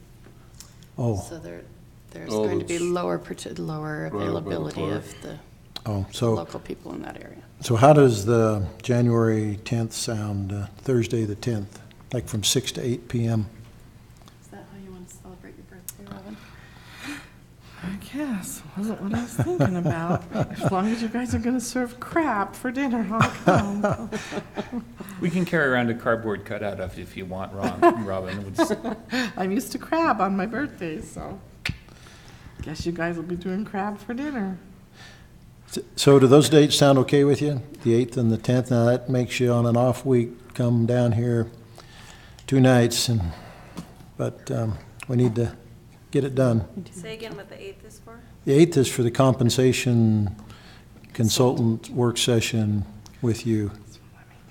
If he has any preliminary draft materials that he wants to submit beforehand, given the amount of tables and data and other statistical information he's probably going to present, I'd like to consume that as much as I can beforehand, just so that we're not, I mean, there's could be a lot of education in this, I get. What but time are we saying on the 8th? Well, I'm suggesting 6 o'clock, and we could feed you dinner at 5:45, and then, but block out 6 to 9. Steve, I don't know if dinner would be a good idea. I'm fine with that. I think there will be a lot of employees at that meeting. You think a lot of employees will come? Yeah. Might be a little awkward. Well, yeah, okay. Go 7. What's the awkward piece? I didn't hear your comment. I guarantee you there will be a lot of employees here at this public work session to see the results. They're waiting to see it too. Well, since they came out during the budget discussions and we said part of it is we need to have a compensation study, I hope they show up, honestly. They will be there. What are you saying? That it's... I'm just saying it'd be awkward for you all to be eating dinner while they're sitting here watching you. Oh. It's true. That's what I'm saying. I missed that part. The dinner part is the only issue. The dinner part's the only issue. You go 7 then, if you want. You go 7 to 10, block out 7 to 10. Is that acceptable? I didn't realize that was a point of awkwardness, but. If I was an employee sitting here, or you're sitting there at the table eating and they're sitting here in the audience watching you. Yeah, I've had the public do that too. I mean, I recognize that some of us are coming from our first 9 hours of the day to then attend our second half. Yeah. I mean, I'd hope they would grant us that. But if if it's 7 to 10, does that make it worse on the employees who want to come and stay? That's a good point. Yeah. Could we have the dinner 15 minutes before that? Well, we would bring the dinner And quarter to George's point, which is a thought I also had, I wonder if we want to start even a little earlier at 5:30 so that people could come straight from work instead of having to go home in between. Because work ends at 5 or right? The majority of your employees actually don't end at 5. They are public works or parks who end at 3:30, or they're police officers who are on shifts. Okay. So you'd have some, but most wouldn't end at 5. But it's really up to you guys, and from my perspective, we can feed you anyway, even if they're here. And I agree. You're expected to come back, and I think employees understand. I don't think they expect to be fed if you're fed. It's up to you, though, whether you want. But certainly, if someone is uncomfortable and wants to stay in the back room to eat instead of coming out, as long as they get here early, they can. Yeah.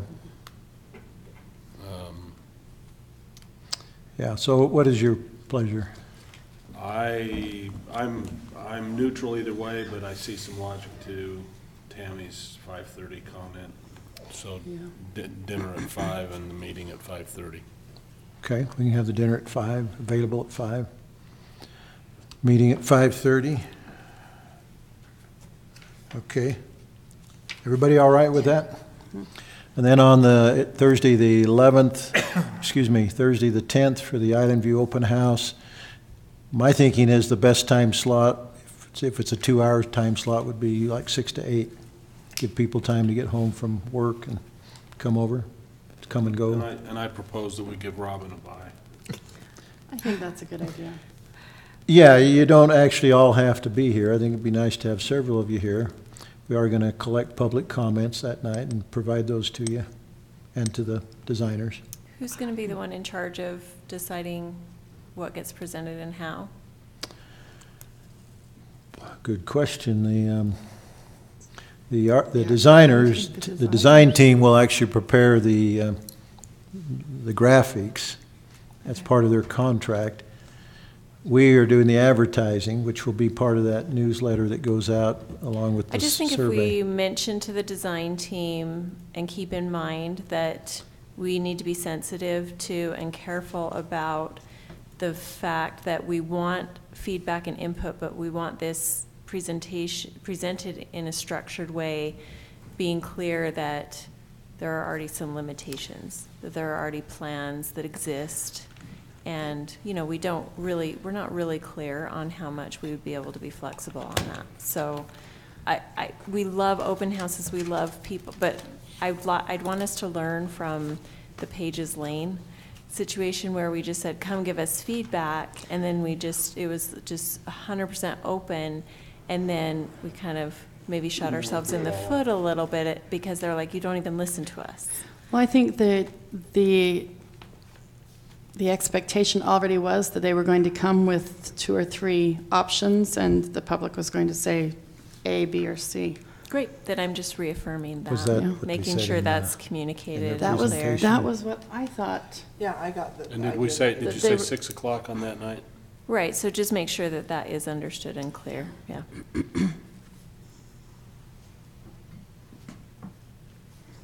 Okay. Yeah, it would be bad to have it be too open. I agree. Okay. Did we say 6? Well, that's what I'm suggesting, just to give people time to get home.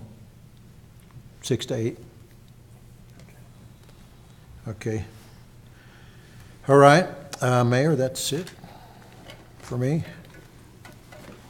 Thank you, Steve. All right, item number 13, closed meeting. Do we have a motion for that? Did you have appointments afterwards so we can phrase the motion appropriately? No, I do not have appointments. Thank you for asking. I would motion that we adjourn the city council meeting to enter into a closed meeting for purposes allowed for state law to discuss the character and competency of an individual with no intent to resume the city council meeting. Second.